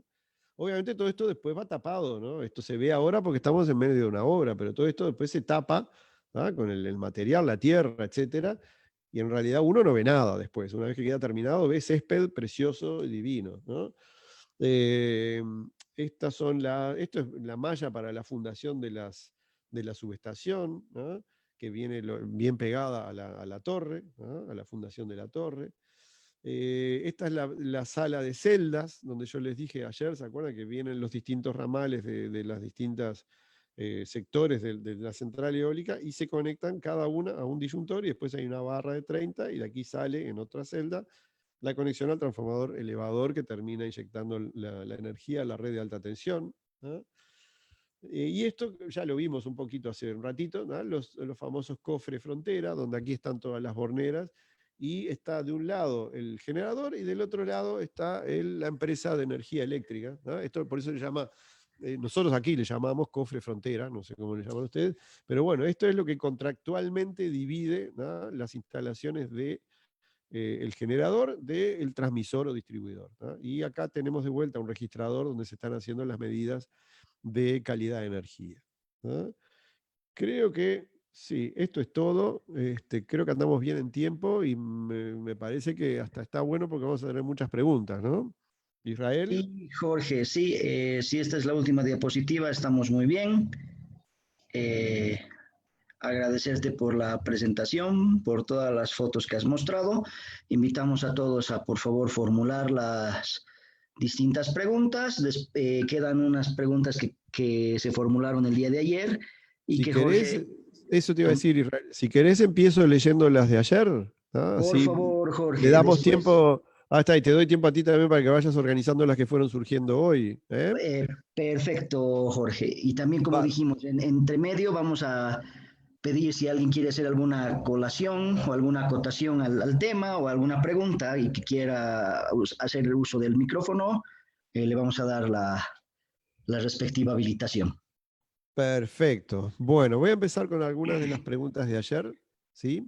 Alguien preguntaba, por ejemplo, ¿cuál es el costo de operación y mantenimiento por megavatio? En realidad, el valor absoluto va a depender mucho de cada lugar, ¿no? Cada país. La mano de obra tiene un costo distinto según cada país, ¿está? Pero lo que sí les puedo dar como dato interesante es que del 2009 hasta ahora, digamos en unos 10 años, ¿está? Ha bajado un 70% el costo, ¿ah? O sea que es algo que tuvo una reducción sensible de costo, ¿ah? Lo que hay también, eso estaría bueno si les interesa que lo busquen, en la página del BID, del Banco Interamericano de Desarrollo, hay un informe de 200 y pico de páginas, por eso le digo que está bueno si les interesa, ¿ah? Que hace un análisis económico incluso y con proyecciones de futuro, ¿ah? De todo lo que son las energías renovables, ¿ah? Y fue publicado en diciembre del 2019. Yo los invito a que entren en la página web del BID y lo busquen, ¿ah? Y si no, bueno, cualquier cosa nosotros lo tenemos, se lo podemos hacer llegar, pero está bueno al que le interesa toda la parte de costos, etcétera, etcétera, y incluso hoy le digo, ya tiene predicciones hacia el futuro más o menos, así que es una buena fuente de información, me parece, ¿no? Aparte, supongo que si está hecho por el Banco Interamericano de Desarrollo, debería ser bastante sólido, ¿no? Bien, otra de las preguntas nos decían, en Latinoamérica, ¿cuáles son los países con mejores condiciones para construir generadores eólicos?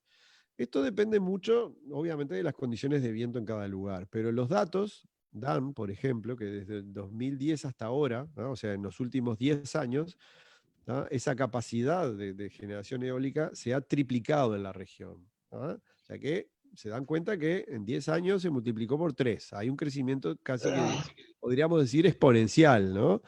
Los países donde mayor crecimiento o actividad, si quieren llamarlo, han resultado, o se ha observado es en México casi un 9%, en Argentina un 6% y en Brasil un 5%.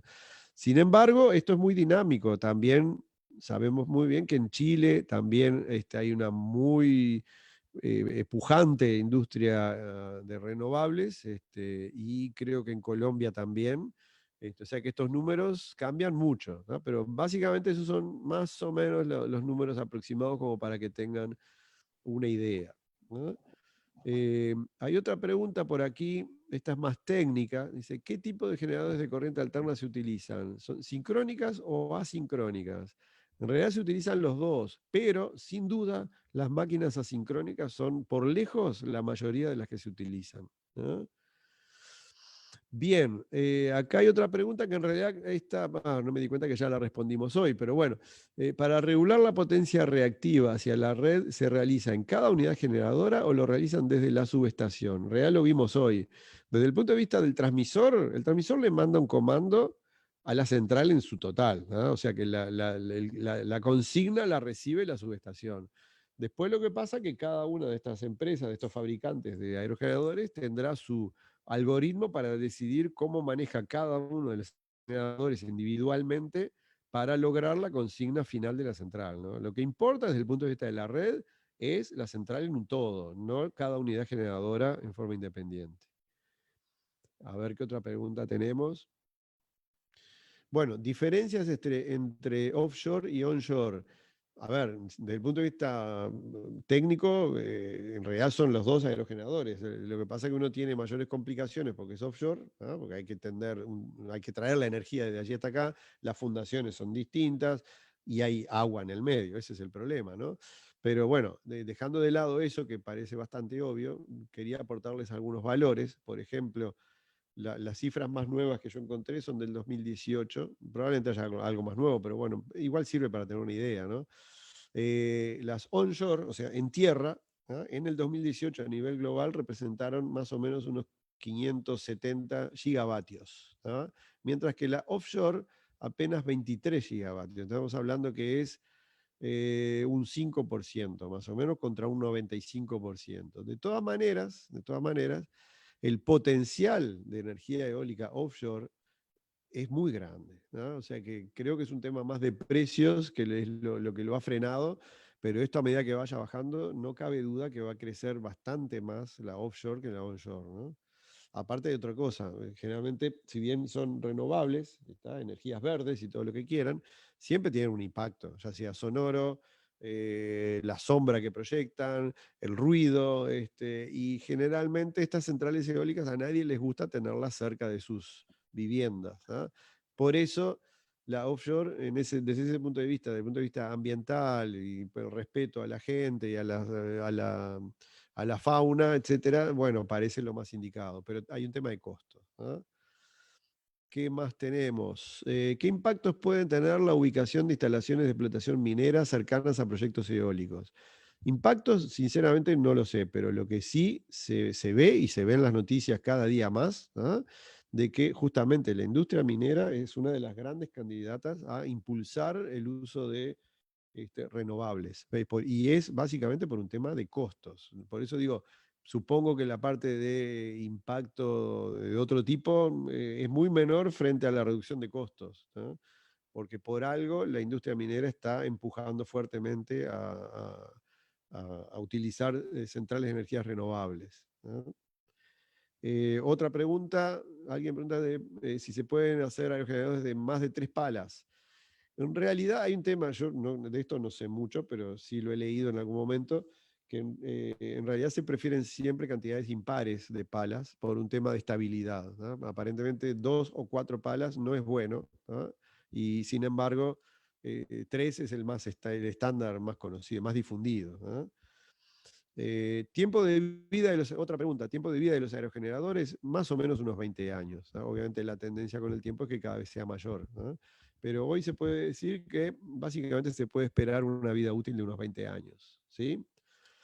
Otra pregunta tenía que ver con las velocidades de vientos. Esto también depende de cada tecnología, etcétera, pero los aerogeneradores pueden funcionar a partir de los más o menos unos 3, 4 metros por segundo de velocidad de viento hasta velocidades tan altas como unos 25 metros por segundo, más o menos, ¿no?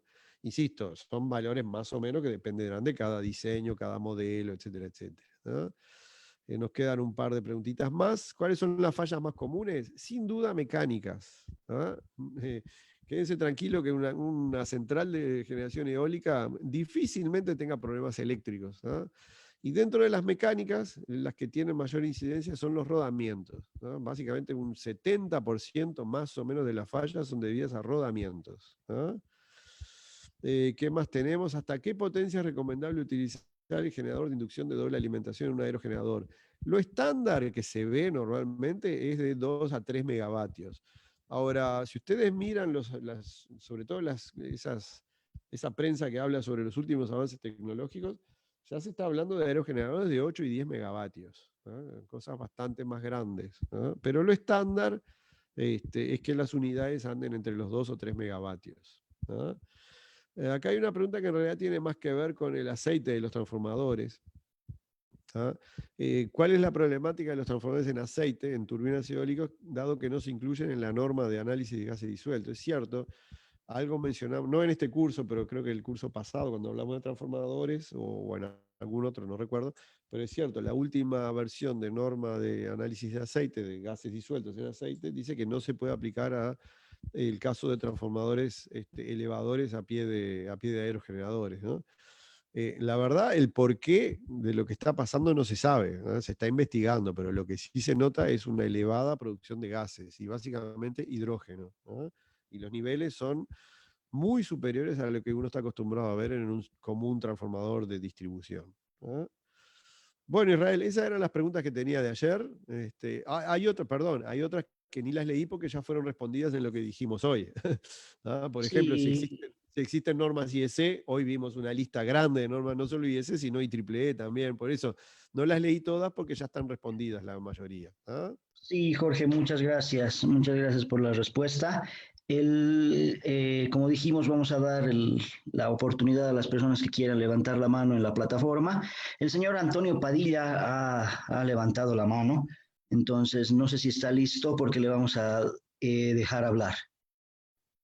Señor Padilla, ¿está por ahí?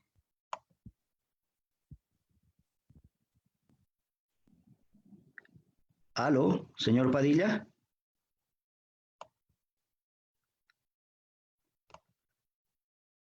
Bueno, al parecer está teniendo problemas. Si logramos hacer que su micrófono funcione, con Y si gusto. no, y si no, que lo escriba por chat, si no puede, ¿no? Sí, sí, sí, por Sí, supuesto. Adelante. listo. Sigamos con las consultas que han llegado. Eh,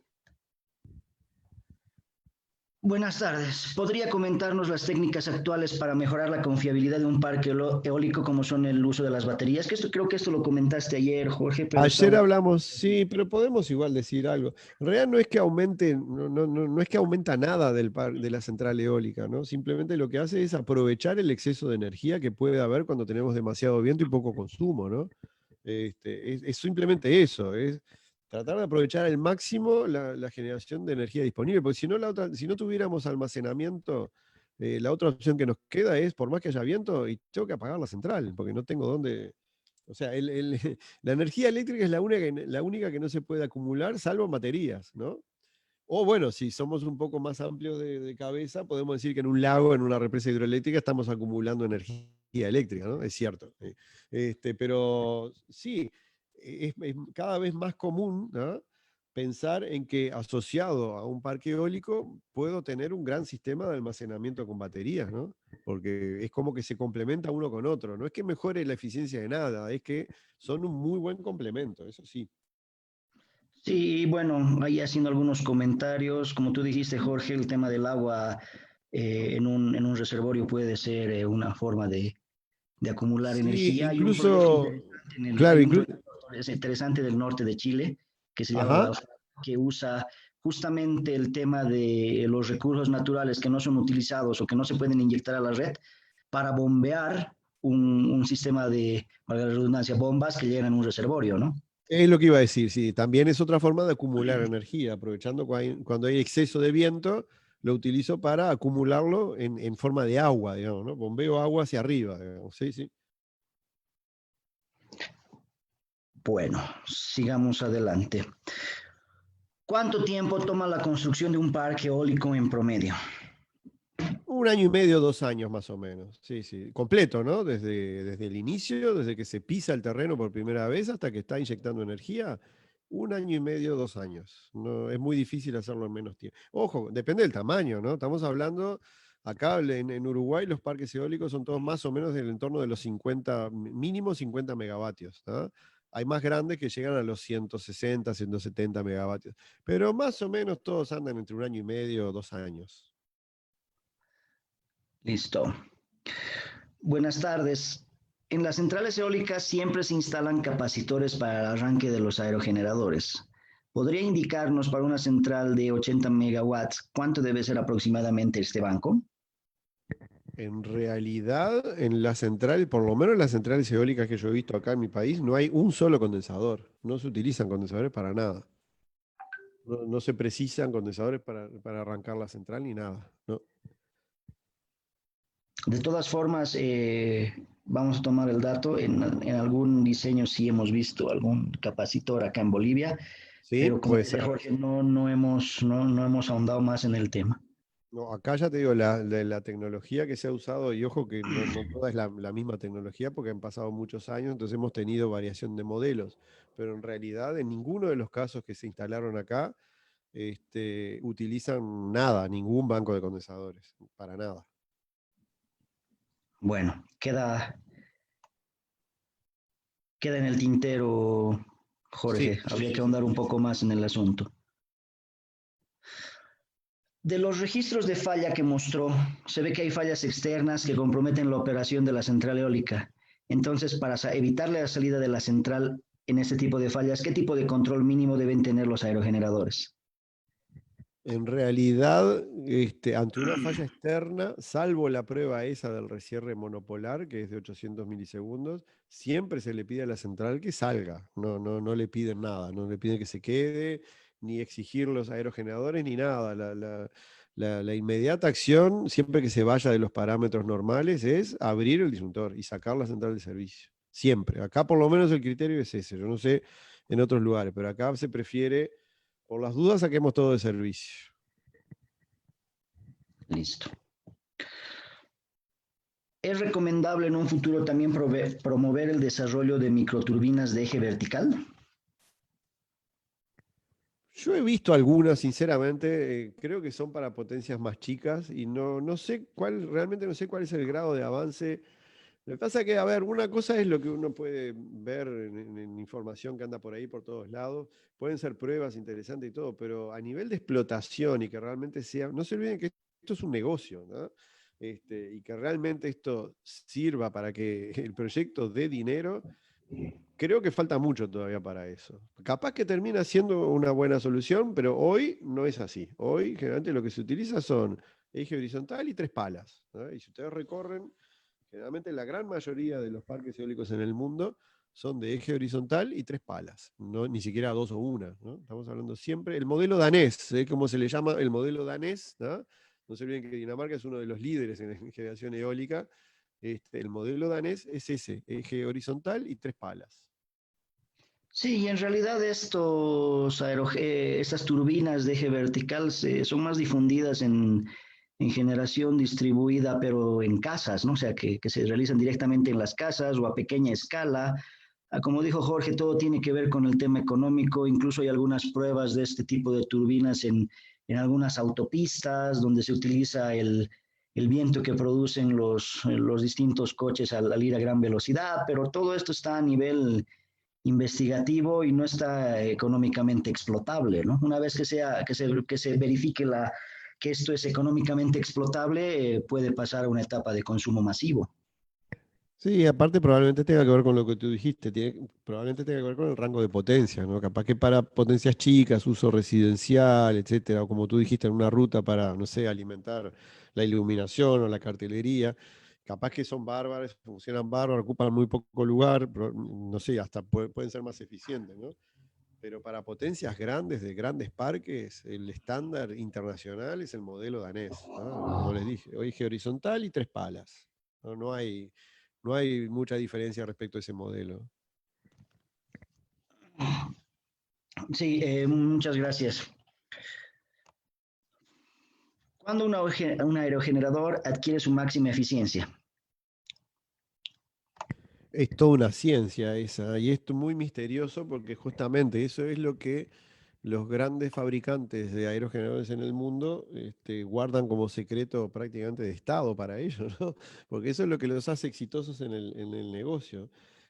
A ver, hay diseñadores muy sofisticados de aerogeneradores, ¿no?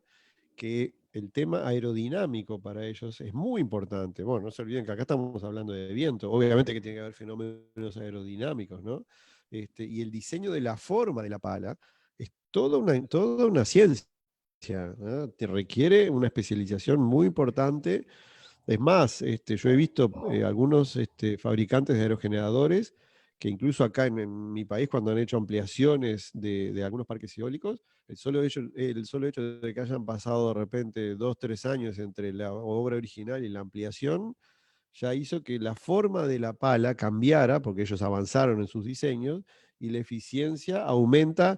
Y ojo, miren que aunque le llame la atención, un punto de aumento en la eficiencia para ellos ya es un éxito tremendo, ¿no? Uno puede decir, nada más que un punto. Sí, pero eso se aprovecha. Por eso digo, acá tenemos casos de algún parque que, siendo el mismo fabricante incluso, mira que no es que se cambió de fabricante, porque uno puede decir, bueno, de una marca a otra sí puede haber grandes diferencias de eficiencia, ¿no? No, pero el mismo fabricante con diferencia de 2, 3 años introdujo mejoras en el diseño de la pala, la forma de la pala, de tal forma que aumentaba la eficiencia, ¿no? Poco, pero aumentaba. Y obviamente ni dudaron en usarla, ¿no?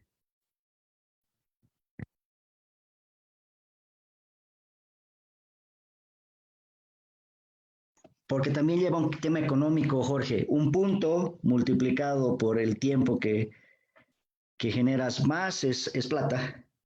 Sin duda, por eso yo siempre insistí ayer y hoy, ¿no? A cada rato, si bien nosotros somos ingenieros y nos encanta la técnica, no se olviden que esto es un negocio, esto es dinero, ¿ah? Y entonces acá podemos ser muy creativos, pero todo aquello que lo único que van a probarle a uno en una obra de estas es todo aquello que mejore la eficiencia y los ingresos del dueño, nada más. Todo lo demás puede ser muy lindo y precioso, pero si no genera dinero, no camina.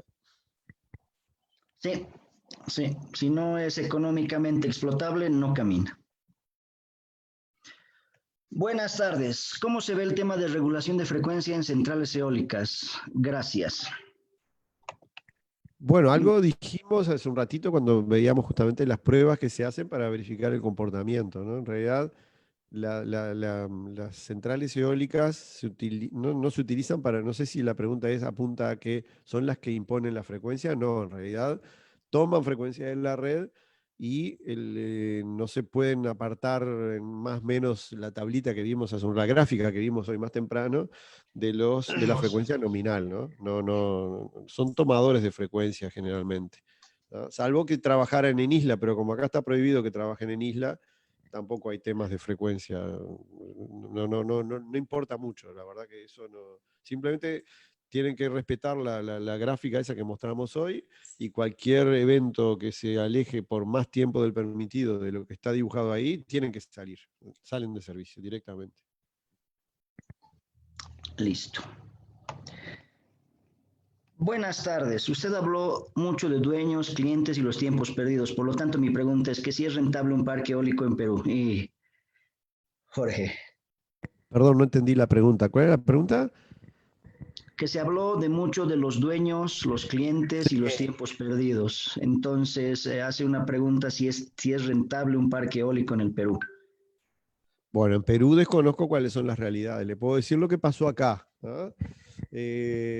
Acá lo que ha pasado es que, a ver, es un negocio que depende fuertemente del viento, ¿tá? Y como el viento, bueno, tiene cierto grado de incertidumbre, uno basa un negocio en predicciones de tiempo, ¿tá? Y se hacen estudios, se hacen mediciones de tiempo, se utiliza software muy sofisticado para poder predecir, ¿tá?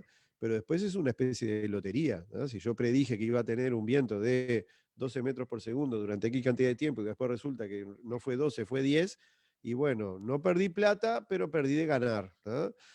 Acá la realidad en Uruguay es que en 2018, 2019, creo, hubo una menor cantidad de viento del que se había previsto, ¿no? Y si bien no perdieron plata, ¿no? El negocio siguió siendo positivo, pero no se ganó todo lo que se pensaba ganar, ¿no? Porque la predicción de viento en el proyecto era superior a lo que realmente sucedió. De todas maneras, insisto, no perdieron plata, pero ¿qué es lo que hacen los inversores en estos casos? Bueno, ok, tengo un año malo y bajo, no sé, bajo las inversiones, si pensaba hacer alguna mejora, no la hago, espero a recuperar un poco el dinero cuando venga más viento, o empiezo a recortar mantenimiento, que eso ya es grave, pero bueno, acá no ha pasado eso de cortar mantenimiento, ¿no? Pero sí, bueno, mejoras de repente las dejan para más adelante. De todas maneras, insisto, acá no sé de nadie que se haya fundido. Nadie perdió dinero, ¿no? Ganar, ganan, pero capaz que no ganaron todo lo que hubieran deseado ganar, ¿no? De todas maneras, creo que poner la plata en el banco es menos negocio que tenerla invertida en un parque eólico. Acá por lo menos los números dan que es mejor invertirla en un parque eólico que tenerla guardada en el banco. Bueno, sigamos avanzando. Nos quedan unos cuantos minutos, Jorge. Entonces, es probable que quedemos con algunas preguntas en el tintero. ¿Con qué frecuencia se debe realizar el mantenimiento de un aerogenerador? Bien, acá hay que distinguir entre lo que son mantenimiento eléctrico y mecánico porque son muy distintos, ¿no? Yo en algún momento creo que lo mencioné hoy, ¿no? Quien manda acá es el mantenimiento mecánico, no el eléctrico. Es difícil que haya que hacer una parada por problemas eléctricos, ¿no? Generalmente el que manda es el mantenimiento mecánico, ¿no? Y eso depende, a ver, esto como es mecánica, en realidad no depende tanto de tiempo, sino de horas de funcionamiento, ¿no? Como en el auto, tantos kilómetros tengo que hacer, bueno, esto es igual, a tantas horas de funcionamiento, ¿no? Tengo que hacer algún mantenimiento en los rodamientos, lubricación, etcétera, etcétera. Lo que sí se aprovecha normalmente, para no hacer cortes a propósito, cuando se hace un mantenimiento mecánico, ¿no? Ya se aprovecha y se hace un mantenimiento rutinario, ¿no? Estamos hablando de que no hay falla, ¿no? Un mantenimiento rutinario eléctrico, ¿no? Porque como les dije, es muy difícil que se haga una parada de la central para hacer mantenimiento eléctrico. Generalmente no manda el mantenimiento eléctrico, lo que manda es el mantenimiento mecánico, ¿no? Distinto es cuando hay que hacer mantenimientos correctivos, ¿no? Correctivos es cuando se produce un daño, ¿no? Y ahí sí, no hay más remedio que pararlo y hacerlo cuanto antes, porque la pérdida de dinero por no generar es muy grande, ¿no? Normalmente las reparaciones, no los mantenimientos regulares, ¿no? Las reparaciones cuando algo se rompen y se deciden hacer en forma urgente, porque donde uno deje pasar 2, 3, 4 días, dependiendo, claro, del daño, ¿no? Es mucho más lo que se pierde por no generar que lo que sale la reparación en sí, ¿no? Pero de todas maneras, a ver, por ejemplo, hemos visto fallas que son las más graves por todo, desde todo punto de vista, porque son muy costosas de reparar y porque aparte implican mucho tiempo que está fuera de servicio un aerogenerador, es cuando se rompen palas, ¿no? La rotura de palas y no es algo que uno podría decir, no pasa nunca. No, acá hemos visto palas rotas, sobre todo por caída de rayos, ¿no? Y está, una pala rota, obviamente ese aerogenerador no funciona y por mucho tiempo, ¿no? Al principio acá, por ejemplo, ni siquiera había palas de repuesto, había que esperar que llegara una pala de fábrica, imagínense todo el tiempo sin generar, ¿no? Hoy ya no, hoy ya algunos de estas empresas han aprendido que les conviene tener una o dos palas de repuesto, aparte les sirve para cualquiera de sus aerogeneradores, pero de todas maneras un cambio de pala es mucho dinero, ¿eh? No sé, $500,000, $1,000,000 solo por tiempo y grúas. Bueno, no se olviden que también se precisan las grandes grúas, ¿no? Para subir todo hasta allá arriba. Estamos hablando de montos de reparación grandes ahí. Listo. Para la construcción de un parque eólico para medir la velocidad del viento, ¿qué instrumento es el más adecuado?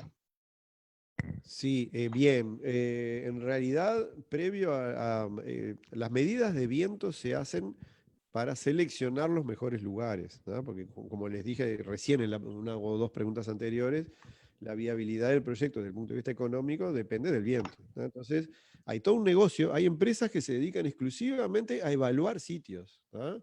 Y la experiencia de esa gente se basa en mediciones de viento y otra cantidad de cosas, porque también hay que ver la logística, por ejemplo, para mover equipos, ¿no? No se olviden que hay que hay que transportar mucho equipamiento durante la obra o previo a la obra, la caminería, el acceso a la red pública, ¿no? O sea, hay mucha cosa que influye en la decisión de dónde pongo una central eólica. Pero la medición de viento es algo muy importante, ¿no? Porque justamente es mi insumo, es mi combustible.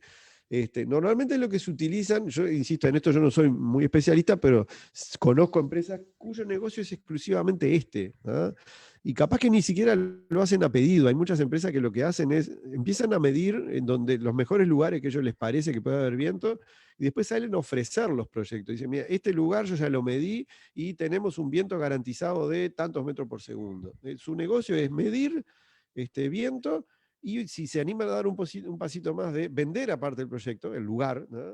También lo hacen, ¿no? Pero normalmente utilizan anemómetros, ¿no?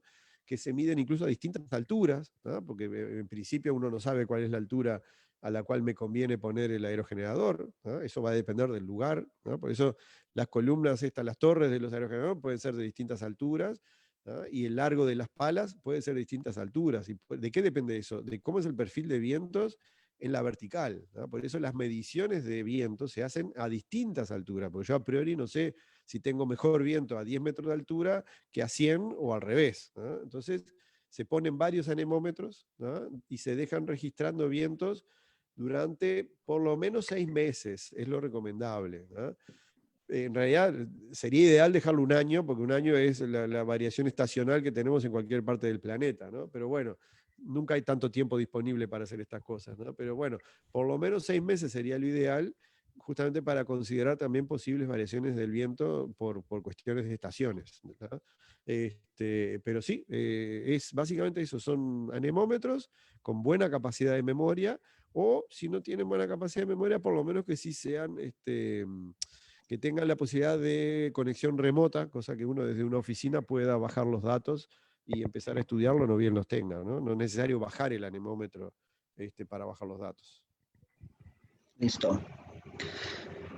Nos quedan 5 minutos, Jorge, y creo que logramos terminar las últimas 3 preguntas que entraron. Bueno, bien, bien. El sacar de servicio las centrales eólicas ante fallas externas, dependiendo de su potencia y su ubicación, podría ocasionar oscilaciones en la frecuencia. Y en Uruguay, si es que optan por sacar de servicio las eólicas, deben ser porque el tamaño no es tan grande comparado con la potencia de su sistema eléctrico. Es así, tal cual, sí, exactamente, sí, sí. Las centrales eólicas acá yo les dije, andan más o menos entre 50 megavatios y 150 o 170 megavatios, ¿no? Y generalmente, sí, es preferible sacarlas, ¿no? Porque la estabilidad del sistema, capaz que sí, se ve afectado por la salida de servicio, eso, pero el defecto de la línea que origina que tengamos que sacar en un parque eólico de servicio es más importante que mantener o no la central eólica, ¿no? Sí, sí, es un poco por eso. Siguiente pregunta. Hola Jorge, en cuanto al mantenimiento preventivo, ¿cómo está definidas las frecuencias considerando los diferentes componentes importantes de la central eólica? Creo que esta ya viene respondida por la anterior Sí, consulta. sí, sí, salvo que el anterior, no, lo dije, sí, lo de los tiempos, en realidad no es un tiempo fijo, sino más bien las horas de uso, ¿no? Sí, Porque además, porque es mecánico, digo, nada más. y la recomendación de cada fabricante, ¿no? Hay fabricantes y fabricantes. Sí, sí, sin duda. Bueno, uno ha visto de todo un poco, ¿no? Costumbres desde las buenas hasta las muy buenas, para no decir de las malas a las buenas, ¿no? Desde las buenas hasta las muy buenas, ¿no? Hay de todo un poco, sí, sí, de todo un poco. Uno ve cosas que, bueno, llaman la atención a veces, por buenas o por no tan buenas. Listo, a ver. Eh, ¿Sería recomendable el uso de bancos de baterías para asegurar la potencia firme? De vuelta, creo que esto ya lo mencionamos hoy temprano, ¿no? En realidad, más lo dije ayer también, ¿no? La eólica no es firme, acuérdense que no es firme por lo menos a corto plazo, ¿no? Y lo de los bancos de baterías tiene que ver más que nada con el aprovechamiento del exceso de energía, nada más, ¿no? No es un tema ni de eficiencia, ni de potencia firme, ni de nada. Es como todo ingeniero que tratamos de no gastar inútilmente. Bueno, si tenemos viento nos da lástima no usarlo, es básicamente eso, ¿no? Pero, a ver, capaz que para nuestros países eso todavía es muy caro, ¿no? Yo he visto, sí, grandes bancos de baterías en instalaciones en Estados Unidos, ¿no? Donde prácticamente son autosuficientes totalmente, ¿no? Una instalación que tiene su generación solar, generación eólica, y encima tiene bancos de batería de megavatios, estamos hablando, ¿no? No baterías chicas, megavatios. Y me acuerdo un caso donde nos mencionaban que ellos prácticamente podían estar 300, de los 365 días del año, no sé, 363 desconectados totalmente de la red pública. Pero bueno, hay inversiones ahí atrás, ¿no? Es mucho dinero. Probablemente para nuestros países, capaz que todavía nos falta un poquito para eso, ¿no? Sí, sí, en realidad, como tú dices, es mucho el tema de la realidad de cada país, el uso que se le va a dar y los diferentes sistemas de almacenaje de energía, ¿no? Hablábamos el tema de rebombeo y demás. La última pregunta, bueno, la última pregunta viene en función a esto, la estamos respondiendo también en este momento. Y ya esta es la última pregunta. ¿Qué software son los más utilizados para el modelamiento de una central eólica? Bueno, a ver, lo que pasa que no puedo ser muy imparcial acá, Israel. Sí, hay Yo varios. no, pero vamos a tratar de ser lo más objetivo posible, ¿no? Hay varios, es cierto, sí. En realidad, yo decía que no puedo ser muy imparcial porque nosotros somos usuarios de ETAP, ¿no? Es un software de origen, bueno, la casa matriz está en Estados Unidos, ¿no? Que permite no solo la parte renovable, sino que en realidad es una herramienta de ingeniería que permite simular muchas instalaciones y en distintas condiciones y tensiones, ¿no? Pero sí en particular se puede usar para renovables en general, porque es también fotovoltaica y solar, pero también tengo que reconocer que hay otras marcas, ¿no? No puedo dejar de mencionar que no son los únicos, ¿no? Yo por lo que pasa es que soy usuario de ETAP, ¿no? Pero hay otras marcas, ¿no? Y a ver, vamos a ser sinceros, Israel, ¿no? Son todos, hablando de determinado nivel para arriba, a ver, la diferencia entre uno y otro yo creo que es más la comodidad del uso, cómo se sienta una persona, ¿no? Si le resulta cómodo usar, sí o no, yo qué sé. Yo puedo dar nombres y no se me enojen, por favor, ¿no? A ver, yo he usado alguna vez para probar el PCS de Siemens, ¿no? Y lo he comparado con ETAP. Y yo qué sé, hay gente que se siente muy cómoda con el PCS y a mí no me gusta. Y sin embargo, si uno los compara y mira los resultados, y dan los resultados casi idénticos. No sé, Israel, si vos tenés la misma experiencia, pero es Claro, muy difícil. y en realidad depende mucho de cuáles son los objetivos de ingenieriles que uno va a tener, como dice, Claro, la claro. experiencia que uno va a tener en cuanto al uso del software, qué software son qué software uno prefiere y hasta dónde va a llegar su estudio, ¿no? Porque si uno va a hacer estudios muy simples, capaz una herramienta más simple incluso es suficiente, ¿no? Sí, yo lo que digo, a ver, todos estos software están certificados incluso, ¿no? Hay normas que permiten la certificación de software, aunque parezca mentira, porque nosotros somos muy de la potencia y los miles de voltios, pero el software también se certifica. Y todos estos software están certificados. ¿Eso qué quiere decir? Que bajo las mismas condiciones y el mismo modelo, no importa cuál software yo use, los resultados van a diferir muy poco uno de otro, ¿no? O sea que el motor de cálculo, ¿no?, está muy refinado en cualquiera de estos software. Lo que yo digo, que en definitiva no deja de ser una cuestión de preferencia, es cuán amigable resulta un software, cómo me siento yo más cómodo trabajando con este o con este otro software. Insisto, a mí me pasa con el ETAP, que me resulta muy cómodo y fácil de usar, y sin embargo tengo colegas míos, conocidos, amigos míos de acá, que se sienten muy cómodos con el PCS. Y yo he usado el PCS y para mí es durísimo, pero bueno, es una cuestión de gustos, es una Entre cuestión de gustos no hay gustos. nada escrito, Jorge. Por eso. A ver, lo que quiero que se quede tranquilo el colega es que si cualquiera sea el software que utilice de estos, ¿no va a tener problemas, ¿no? Están certificados, es más, tenemos información de estudios que se han hecho de simulaciones, se toma un mismo modelo y se simulan con distintos software. Y las diferencias en los cálculos, a ver, desde el punto de vista real, no se olviden que una cosa es un modelo, otra cosa es lo que pasa en la realidad. Son resultados idénticos.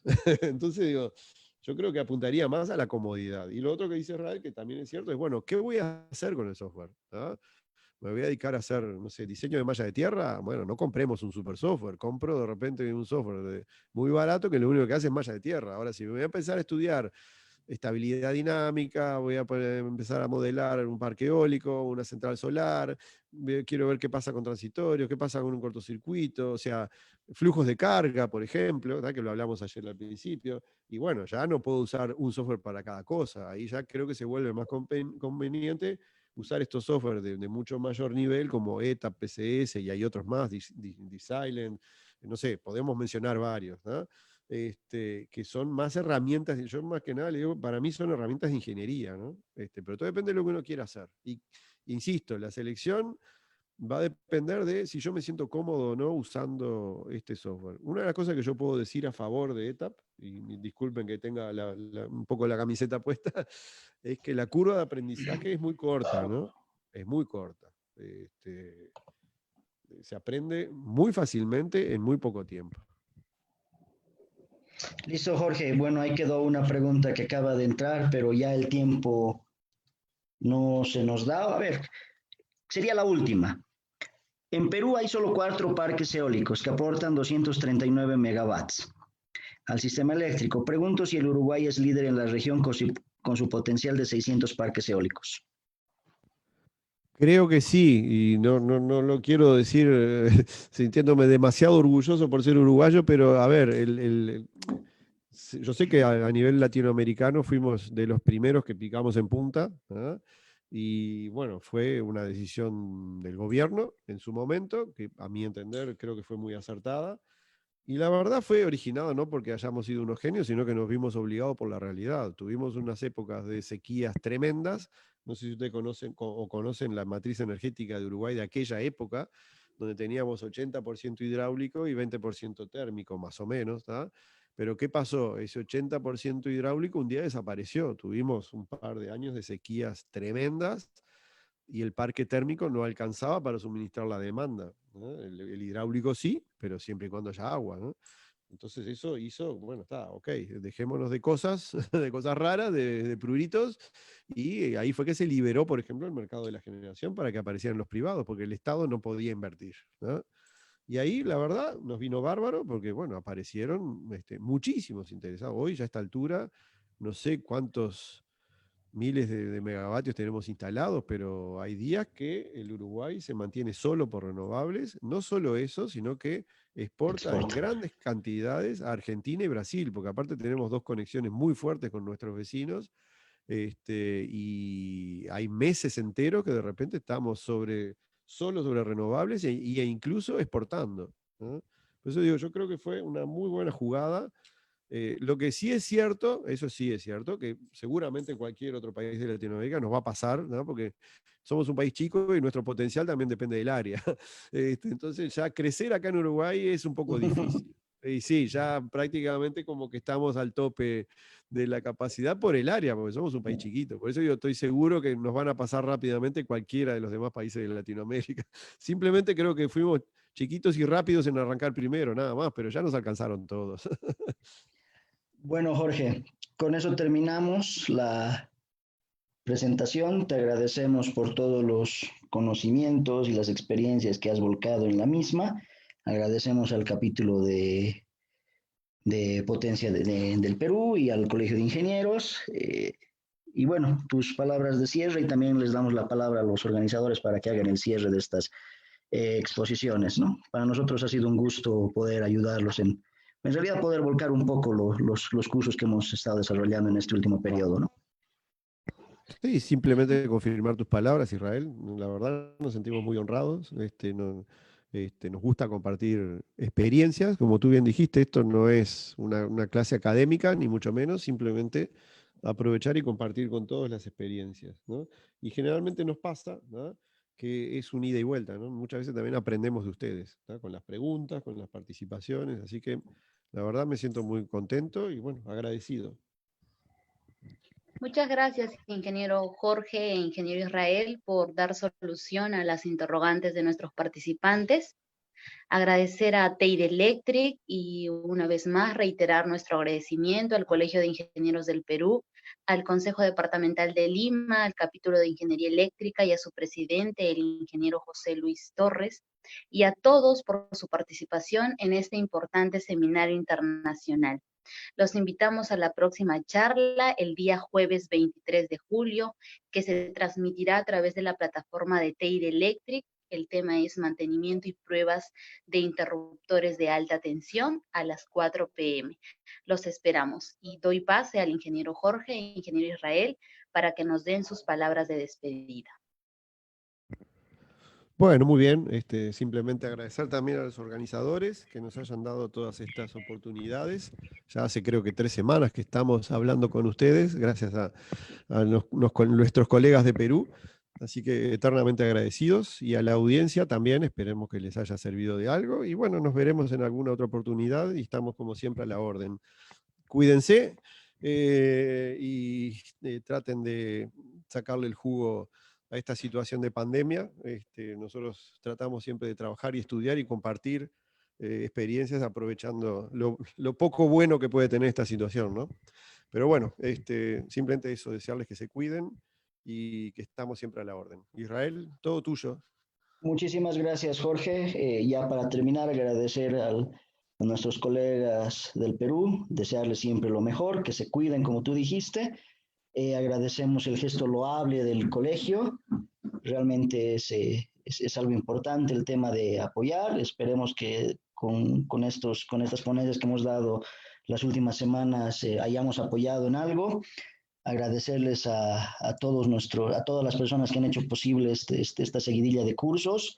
Agradecerte a ti, Jorge, por toda la experiencia y bueno, esperemos que pronto terminemos esta coyuntura y podamos disfrutar de estar todos juntos de nuevo, ¿no? Un fuerte abrazo a todos desde Bolivia, un saludo fuerte y un saludo también a Uruguay, Jorge.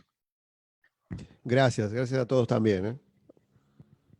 Muchas gracias. Buenas tardes.